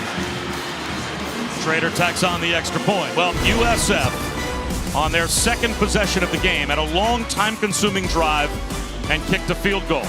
It had been a goose egg since then until back-to-back picks thrown by Emory Jones sets up their last 10 points.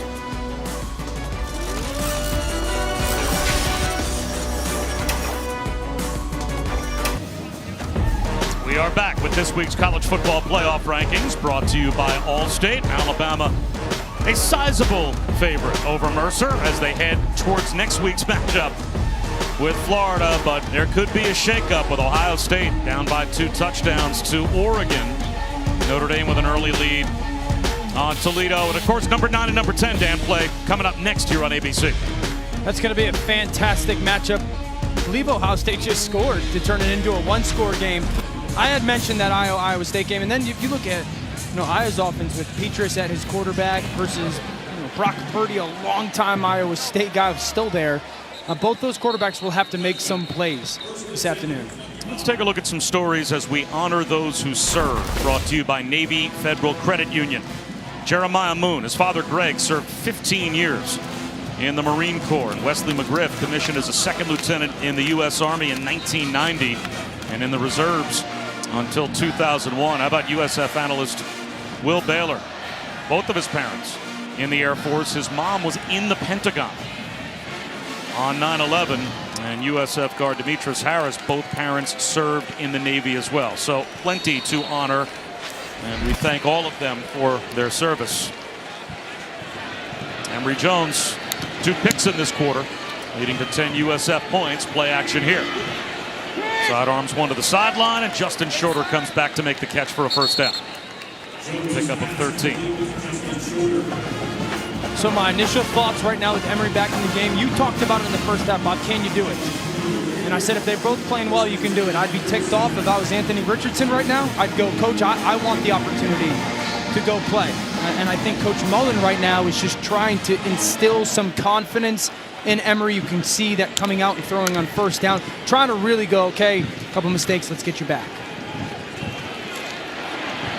Avoiding a sack, tucking it under, and picking up about 7 yards. You have your Anthony Richardson after watching back-to-back interceptions thrown by Emory Jones. Are you sitting there maybe wondering what it's going to take for you to get back on the field? Yeah, I would use different words if I could, but I'd be ticked off. I'd sit there and, hey man, you know, I've had the opportunity. I've played incredibly well. Why can't I go out there and show you more of what I could do after those mistakes? Damian Pierce easily picks up the first down. Gain of 11. And I promise you, it's being thought by teammates as well. You know, your teammates can see. I'm sure some of those teammates were sitting there going, okay, is Anthony going to go out there? Is it now going to go be Anthony's turn after those 2 interceptions by Emory Jones? After the Gators ran for 400 yards last week, they're over 200 on the ground today. And they'll add to it here. Emory Jones spins for 4.5 more. Chris? Yeah, Richardson not quite as vocal as Dan would be in this situation. He has not gone up, talked to Dan Mullen at all. Really has just kind of sat by himself, smiling with his teammates, but has not pleaded his case. It's a good teammate. It's a good teammate. I'm sure, I would hope inside he's sitting there going, I want to go get some run. But being a good teammate in that situation, great maturity by AR. Maybe he just likes his passer rating to sit right where it is right now. 2 for 2 for 116 yards and a touchdown. Well, I mean, it kind of goes back to what Dan Mullen said about the relationship and the friendship and the competition. And we asked him, do you like the relationship and how those guys, you know, Anthony came out and supported Emory last week. He's like, yeah, it was cool. But I'd also like for one of those guys to just want to go rip the job away from the other. And so it's good, but also maybe it's not so good in the sense of wanting one of those guys to go take leadership of it.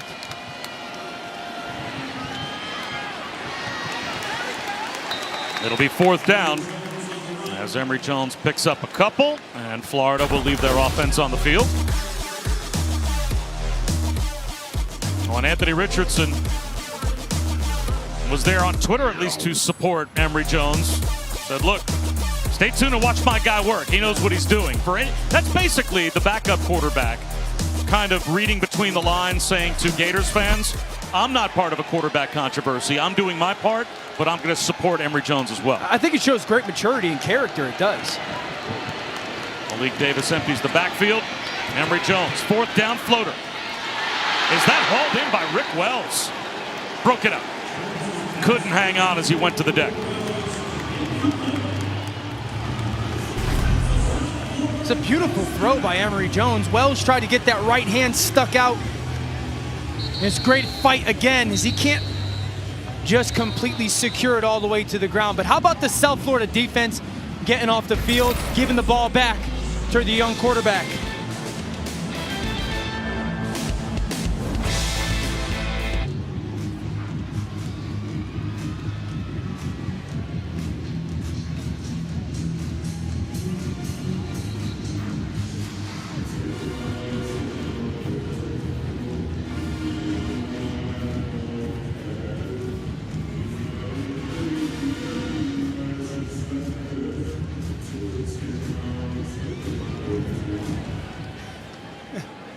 Well played, Book.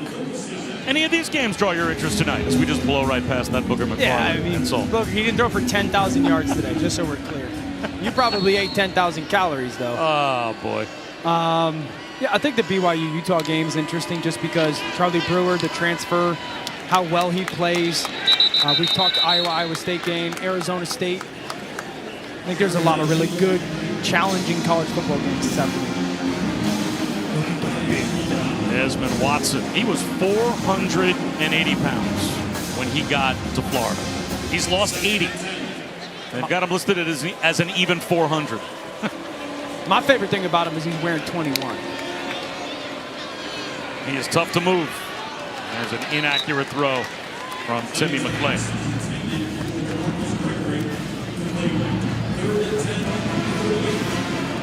He was offered by Alabama, Georgia, Tennessee, Mississippi State, Florida State, ended up coming to Florida.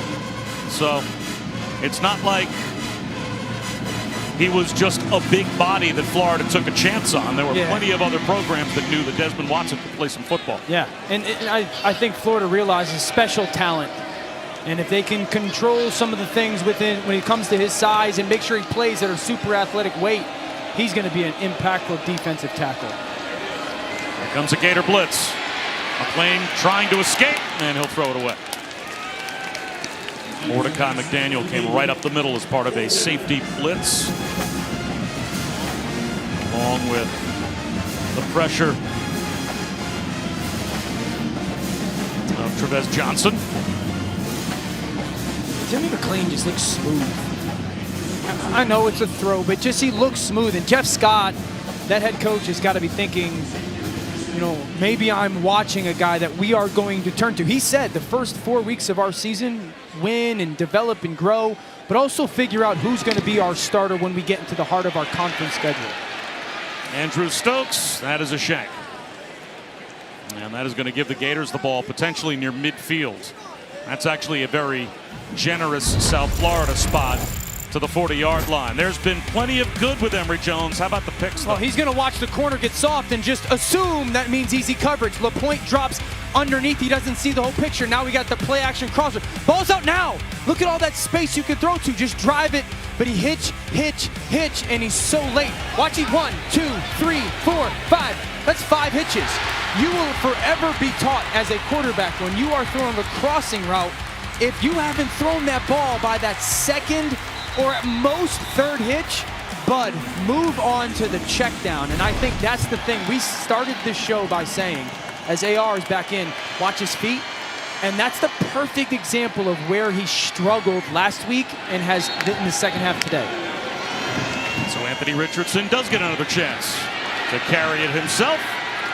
Lowers his shoulders, comes close to a first down, picked up about 8.5. I'm gonna watch this super intently, me, Dan Orlovsky, because I want to see Anthony Richardson show me you want this job by the way you play, by the way you carry yourself. Capitalize on Dan Mullen going, all right, little struggle by number 5, Emory Jones. Let me see if you can handle the moment. Another quarterback keeper. First down. Does it say anything to you that this is a young quarterback that comes to Florida and has no problem putting on 15 as well? What does that say about Anthony Richardson? Or did he not read the media guide? I think everyone knows who wore 15 at Florida. I'm excited to watch the fourth quarter with him in that jersey. Show me that you want this job. Head of the Florida Gators.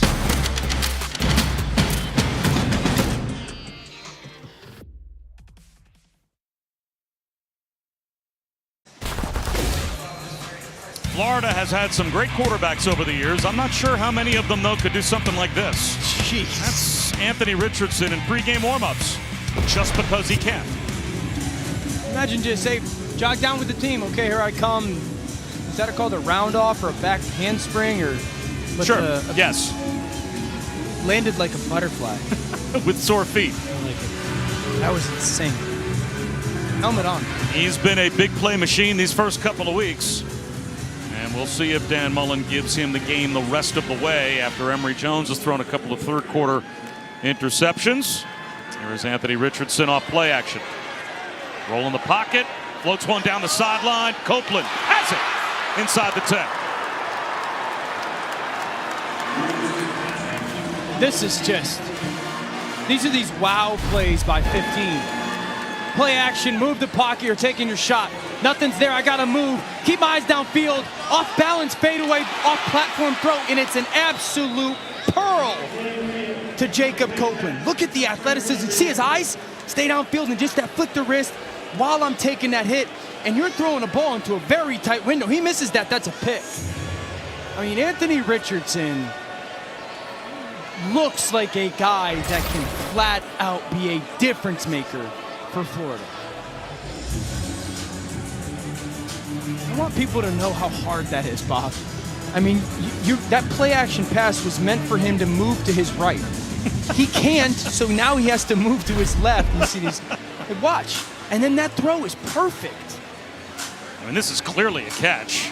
That's a catch in the NFL. That looked like 2 feet down, complete control from Jacob Copeland. So this, I don't think, is one they have to spend too much time reviewing. That's a catch. He's got 152 yards passing now. Both Emory Jones and Anthony Richardson each dead even with 152 yards passing. And now Richardson's helmet popped off. So he's going to have to leave the field for one play unless Florida calls a timeout to get him back out there.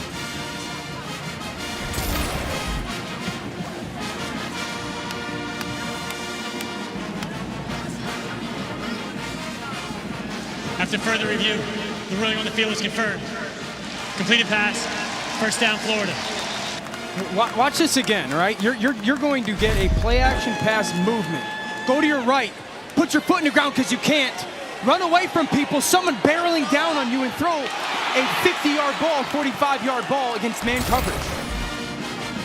There's things that just certain players just have talent that you can't necessarily coach it into them. That's a great example of, hey, this kid can just do some stuff that a lot of people are unable to do.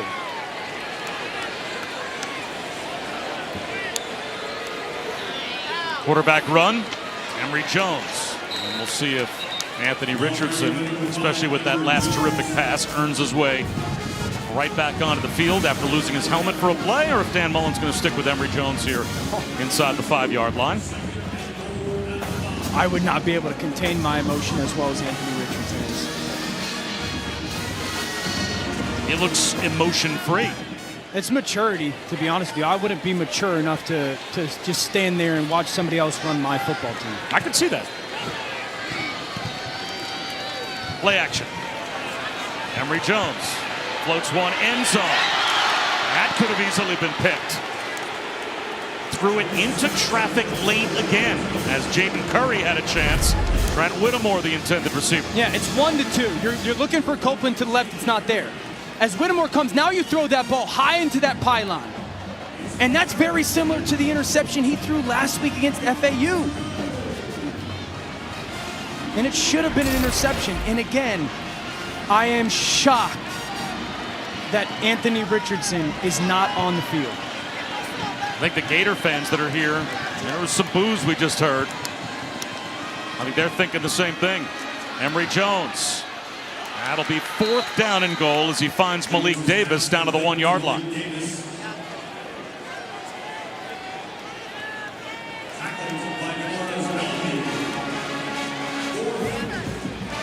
This is definitely going to be a storyline to pay attention to in Gainesville, because you've got this young player that has done nothing but be electric when he's got in the field, and there's only so much you can hold back. You put all the work in and you take advantage of your opportunities when you get put in there, and then you kind of feel like it's getting snatched away from you.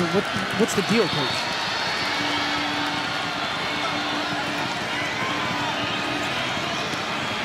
Play action. Back of the end zone again, a lob looking for the tight end. And that's broken up. Nick Elksness, the intended receiver. And he was not able to haul it in.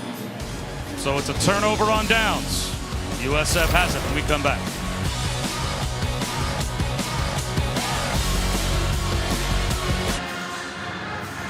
Welcome back. Extra Yard for Teachers Week is an annual effort led by the College Football Playoff Foundation that brings college sports together to support and honor great teachers across the country at games and on social media. To learn more about Extra Yard for Teachers, follow CFP Extra Yard. And today we honor Michael Wiggs' parents. First of all, Michael, playing for South Florida, pursuing a master's degree in exercise science. Both of his parents are teachers. His dad, Ricky, an assistant principal with the Department of Juvenile Justice in Polk County, and mom, Carla, an assistant principal at Lake Gibson Middle School. He says he appreciates so much growing up with both parents, as teachers didn't allow him very much on. After the turnover on downs, a shot from the end zone. And McClain out to midfield. Xavier Weaver, 44 yards. Okay, Timmy McClain. Watch Weaver on the post here. Win over the top. And now go run to that ball, track it down, catch the back end of it. What a great throw by Timmy McClain. Okay, that's what you look like, Bob. Low snap. McClain handles it and goes down. He lost about 3. Desmond Watson with the tackle, and let's check in with Kevin.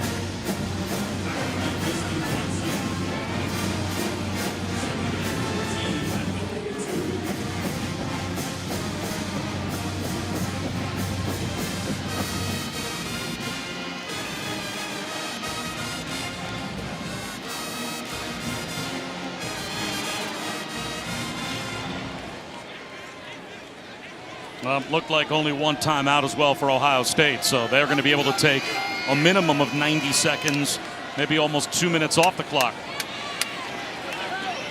Arian Felix picks up the 3 that McLean just lost, but it's 3rd down and 10. I think this is a good opportunity for one. Really impressed with USF and just their fighting as a football team. They've stayed in this game, and then Timmy McLean has just been lights out. He looks the part. He has brought energy and juice both as a runner and a thrower. What a great opportunity. 3rd and 10. You got Florida up in the line of scrimmage. They're giving you a blitz.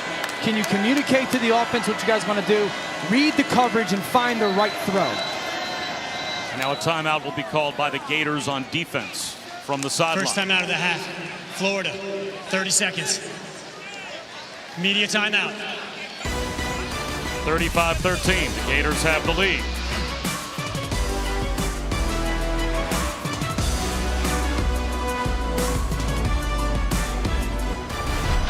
College football on ABC is presented by Arby's. We have the meats. It's been a while since Tim Tebow and Florida beat Alabama in the 2008 SEC championship game. The last time the Gators beat the Tide. They will have their latest opportunity next week. Back then, there was no doubt who the quarterback would be, wearing 15. They've got another 15, who I think there are some folks in Gainesville are hoping will play a larger role in this game next week than he even has played in today's game against USF, but Alabama's won 7 consecutive matchups with the Gators. And Alabama just looks so good. They looked so good last week against Miami. Explosive on offense, dominant and physical on defense. After the timeout, 3rd down and 10. Timmy McLean. And now it's 4th down and 8. With 11:20 to go. And USF is going to punt. This is a white flag waving here to me. I mean, you've got a freshman quarterback, I get that. But you're down by 3 scores with 11 minutes to go. He's made some plays for you. Why are you punting here? Yeah, I get your angle. I think as a head coach, you're trying to go through this process if you're Jeff Scott of playing good football. Certainly 4th and 8 is a little different than 4th and 2. So I can understand, hey, punting, and let's just try to continue to teach our young football team how to play the game the right way situationally. Yeah, I don't know if I would want to go through the motions as a player and learn how to play better. I would maybe want my head coach to make decisions where I would have a chance to continue to win. As we take a look at our game track brought to you by Mission Tiger. And let's look at the numbers that Anthony Richardson has put up so far today. As again, he has been a big play machine. Yeah, I mean, we saw a play action bomb early on, but it was a perfect throw to Copeland. Don't care if he was wide open. And we saw another opportunity with him as a playmaker on that play action where he moves to his left and throws against man coverage. So I've been impressed with him. I was very impressed with him last week on tape, and I've been impressed with his maturity, and I've been blown away with him as a thrower. He'll run it here. Breaking tackles. Anthony Richardson in the open field. Stays on his feet. A big play machine. 80 yards. Touchdown. And he comes up limping.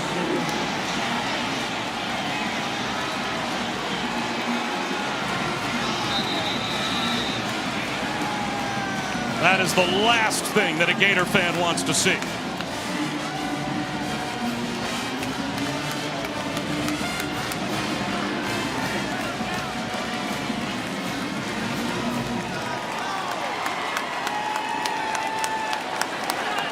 Man, I hope that young man is okay, because he is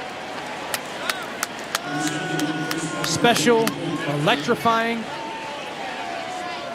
dynamic. Boy, best case scenario, in the heat and humidity today, maybe that's just the quick onset of a cramp, and he'll be able to shake that off. Yeah.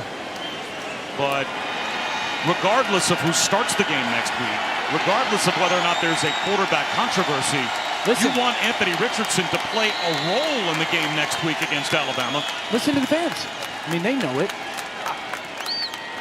Bob, I would just ask you this. How do you keep him off the field? Injury may be the only way that it happens. I think it's tough to say in your football team, we're going to play the best who will help us to win the most.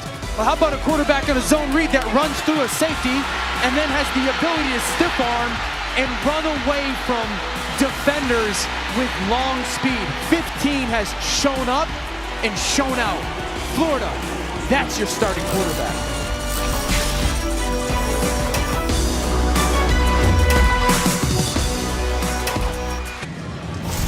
Welcome back to ESPN College Football, presented by Arby's.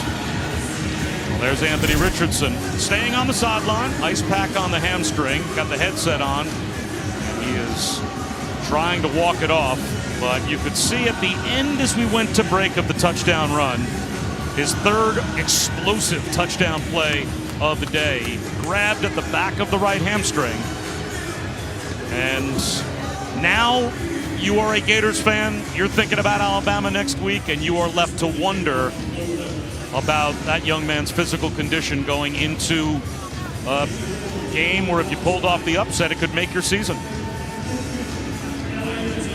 And, you know, how do you go pull off the upset, or if you do it? I don't think you need to be a football expert to be able to watch Anthony Richardson have played last week and then this week in comparison to, you know, some of the stuff that Emory Jones has done results-wise and say, yeah, you know, 15 doesn't give us more. Another update with Kevin.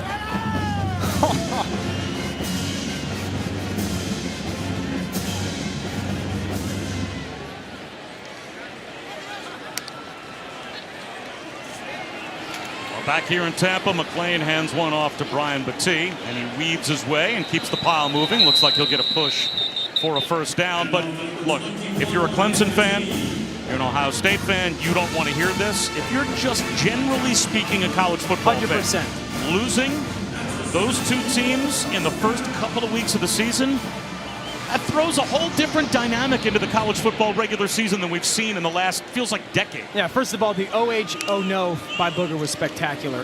Yeah, I think it's good for college football. I love Ohio State and Ryan Day, and I love Dabo and Clemson. But to get Oregon into the picture now of going, ooh, you know, a different team that maybe is really surging, so to speak, and Mario Cristobal, their head coach, has done an awesome job. And now we've been begging for other teams to get into the college football playoff picture. And it certainly seems that Oregon has inserted itself into that conversation. The winner of the Iowa State-Iowa game, Cincinnati. Yeah, I mean, some of good. these other teams that are in the top 10 are knocking on the door.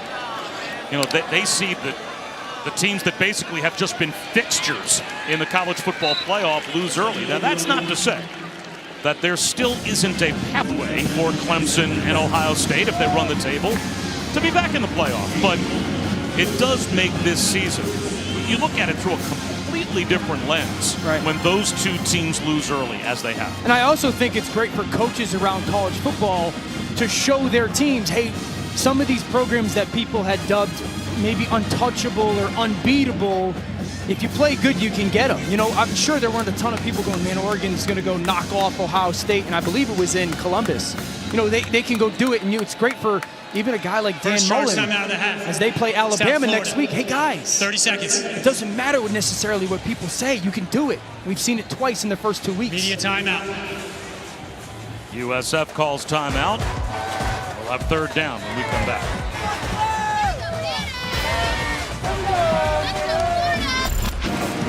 Taco Bell welcomes you to the Live Moss Student Section of the Year contest. Use the hashtag StudentSectionSauce. Get the committee's attention and go to ESPN.com/Taco Bell and see how your school can compete.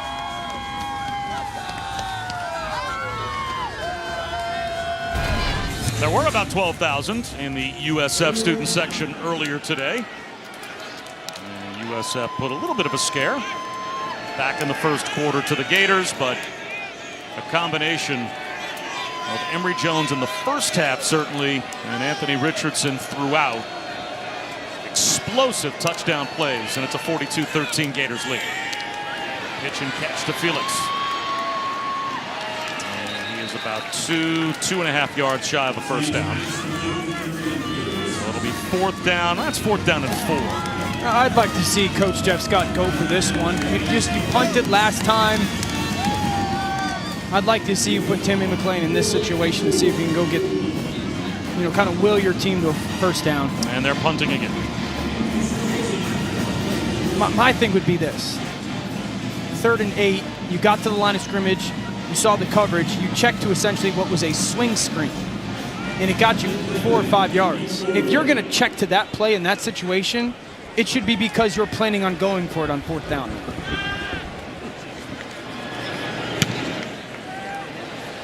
Finley Graham calls for a fair catch at his own 13-yard line. Well, Anthony Richardson's day is done, but he certainly put on enough of a show before he tweaked his hamstring on his last touchdown. Just look at the revolutions of the football spin as you see the White to Copeland, little fake quarterback power pop. Again, the coverage isn't there, but both those throws are perfect. And then, as a quarterback, do you have the ability to, 1, run through a safety, and then 2, run away from a different safety? And you see both of those abilities on the long touchdown run by Anthony Richardson. He's just put on a show today, and he's taken advantage of every single opportunity that Dan Mullen has put him in.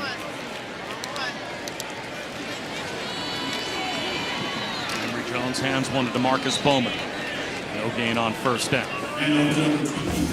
Well, here's hoping that that hamstring injury is just a mild little tweak strain, that as the week goes on, he's going to be okay, because that matchup with Alabama next week is way more interesting if Anthony Richardson's a part of it than not. Yeah, because, he's averaged 38-plus yards per touch today. That's ridiculous. And so now, as a defense, if you're Alabama, who's got a remarkable defense, those guys are going to cut on the tape and go, wow, this kid looks good. He does some stuff to their offense that's just a little different. And, for Dan Mullen, I do think he's getting close to a decision-making opportunity, decision-making time. And if you think that Anthony Richardson is mentally, mature-wise, capable of maybe dealing with some struggle that he might face against Alabama, and if he's healthy, I think it's tough to not sit there and go, okay, young man, here's an opportunity. After Deion Reynolds was caught behind the line on the jet sweep, it is 3rd down and 15 for the Gators.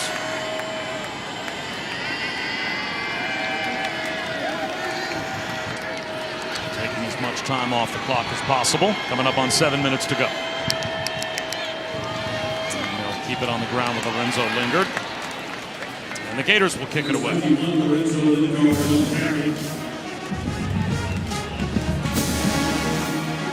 I don't think necessarily that the stretch of play calls by Dan Mullen, 3 straight runs, is an indication of Emory right now. I just think it's an indication more the situation of the game.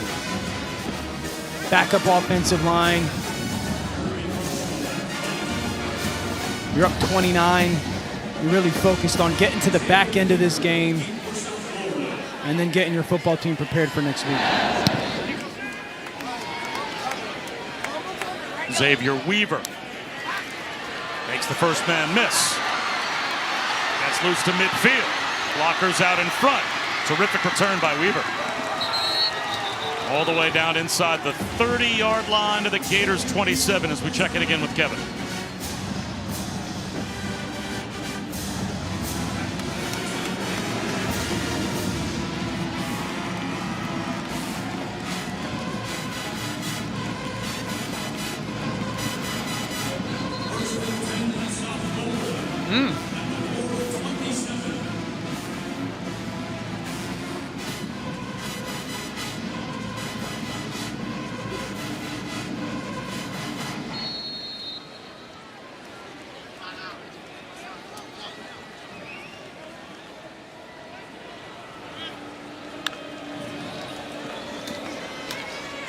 Trey Marsh now in at quarterback for USF, hands to Darian Felix. And if you start getting losses from teams like Notre Dame and Texas A&M as well today. You could have a lot of new blood entering the college football Pandemonium. playoff conversation early in this season. I would imagine that Notre Dame will figure out a way to win that football game. And A&M, you'd have to figure, would probably do the same. Yeah, it's early. Colorado can be a tough place to play.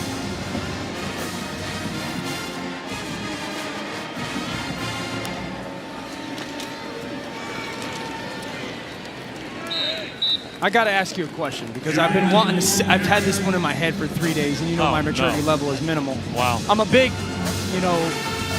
what would you rather guy? I think of the mascots for both these teams, Gators and Bulls. What would you rather? You have to answer, by the way. You can't say I don't know. I would rather be a Gator or a Bull. Nope. We're gonna get to it. I want to let this play go. Yep. I was gonna say this is what has been kicking around in your head for 3 days. It says a lot. Yeah. Okay, so what would you rather the situation be? That you have to go into your average backyard swimming pool, 40 feet by 20 feet, and the gator is in the pool, and it's not starving, but it wants a snack. You got to go in the water for 10 minutes, or would you rather go into like a bullfighting ring with a bull wearing, red for 10 minutes? Which one would you rather be a part of? Oh, the Bull. There's no question. Really? Absolutely no question. Little pop pass over the middle. And that'll go down to about the 2 or 3 yard line to Mitchell Brinkman. You'd rather go into with the bull? I think I speak the same language as the bull. I think the bull looks at me and my body type. I think the gator looks at me and I am a kebab. Yeah. Like I am an hors d'oeuvre. That I just look very good to a gator.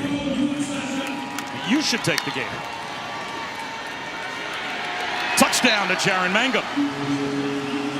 So the second touchdown of the day for USF with 4:22 to go.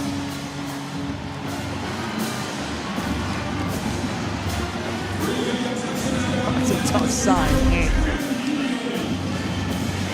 Good job.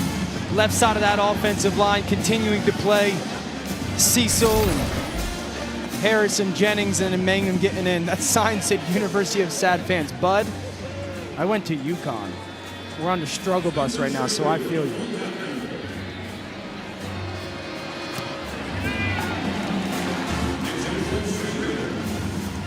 $49-20. And we've got a few upcoming AAC football games on ESPN Plus to tell you about this afternoon. Cincinnati, Murray State. That game is underway, and then next Saturday night, the Bulls host Florida A&M. At 7 Eastern. That's just 2 of over 20 games on ESPN Plus this season. If you're an AAC fan, you have to have it. Sign up. ESPNplus.com/AAC.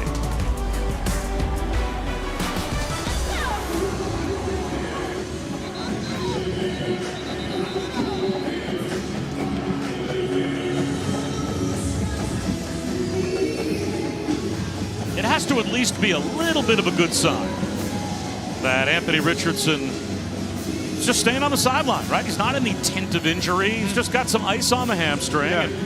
It's not like they had to take him back to the locker room, get him immediate treatment. Hopefully it is just a tweak on that 80-yard touchdown run that he had, because he's appointment viewing. Yeah. What the rest of the season, if you're a Gators fan or just a college football fan, the name Anthony Richardson is going to make the rounds, and folks are going to want to watch him play. Yeah. Well, coming up next, our ABC College Football Day continues. The only top 10 matchup in college football today. And it's the in-state rivalry, Iowa State in Ames. As soon as we're done, they'll take over at 4:30 Eastern. Then Saturday Night Football presented by Capital One. Michigan, Washington. You can always watch the games on the ESPN app as well. Now, we had Michigan last week against Western Michigan. They looked very good. On Washington coming off of a rough loss last week. And Anthony Richardson, we talked about a command performance whenever he's on the field, but he's putting up numbers we haven't seen from a Florida quarterback since Tim Tebow. And the number, right? Wearing the number, I'm not going to start comparing them to Tim, trust me. DeMarcus Bowman on the pitch. Very well executed option with Emory Jones, and he picks up 26. You had mentioned Michigan, Western Michigan for us last week. Speed option by Emory Jones. He gets it on the perimeter by Bowman. That's something that he's done well, but Michigan, Western Michigan. Michigan tonight, Washington, the physicality of their run game. You know, we've seen Anthony Richardson, right, go off today. We had a similar young quarterback last week with J.J. McCarthy for Michigan go, man, this kid's a special player. They got to figure out a way to get him on the field now. Well, there are times where you can take a look at the incumbent starter and then take a look at the incredibly talented freshman backup and say, the freshman backup can just do things that the starter can't do. Yeah. Right? J.J. McCarthy can do things that Cade McNamara can't do. Richardson can do things Emory Jones can't do. Yeah. Where do you strike that balance with their inexperience, knowing you want to try and lean on the player that's got way more game experience than the freshman backup, but that freshman backup, his ceiling, if he's out there making plays, he's going to do things for your football team that the veteran starter can't do. I think for Dan Mullen, too, that can give him some peace when it comes to this quarterback competition / situation is left tackle. Richard Garage has played a ton of snaps. Ethan White Jr., ton of snaps. Agu Khan is coming on as a sophomore at center. Stuart Reese, graduate. Gene DeLance. You know, there's so much experience on his offensive line that you're not putting a young freshman quarterback out there behind an offensive line that's not going to be relatively capable of protecting, right? So that's why I think when you look at it, and Anthony Richardson, it's not necessarily is he ready to handle everything, it's can he go and perform with the stuff that we give him? And then can he elevate some of our X's and O's? And can he erase some of our mistakes? And I think he can do more of that for this offense in Gainesville at that quarterback spot.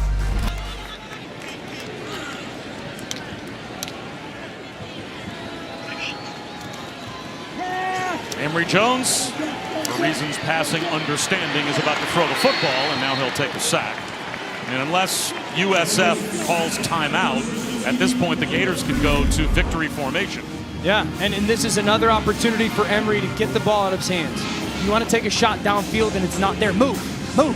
Find a check down, something, instead of just holding that football there. And I think that's something that Dan Mullen is going to have to sit down and watch tape and figure out and talk to Emory about is, hey, why is this happening? Why did this happen really in the second half? He was so good in the first half, and why did it happen more in the second?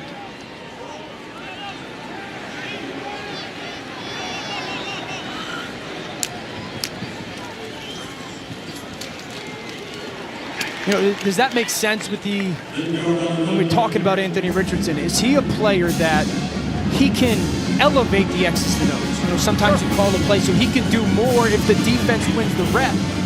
Does Dan Mullen think that? But then can he erase some of our mistakes? Oh shoot, the left guard got beat, or receivers getting beat up in man coverage. Well, he can kind of, because of it, that as his jaw-dropping athleticism, can he erase some of those mistakes?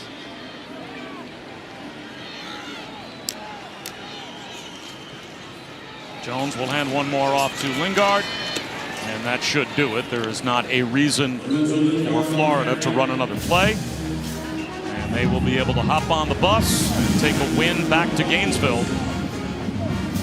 And a quarterback question regarding the health status of that young man, Anthony Richardson, and the role that he will be able to play next week in the matchup with Alabama. But he and Emory Jones, it's a big conversation happening in Gator World right now as to which player should be the #1 quarterback. Will Richardson be ready next week for Dan Mullen? But a 42-20 final, that was more lopsided than it would even appear as the Gators win going away here in Tampa. Coming up next on ABC College Football Scoreboard, Kevin Agandi, Booger McFarland are standing by, and then Iowa State is coming up shortly. The day's news and highlights coming up with Kevin and Booger. Thanks for watching.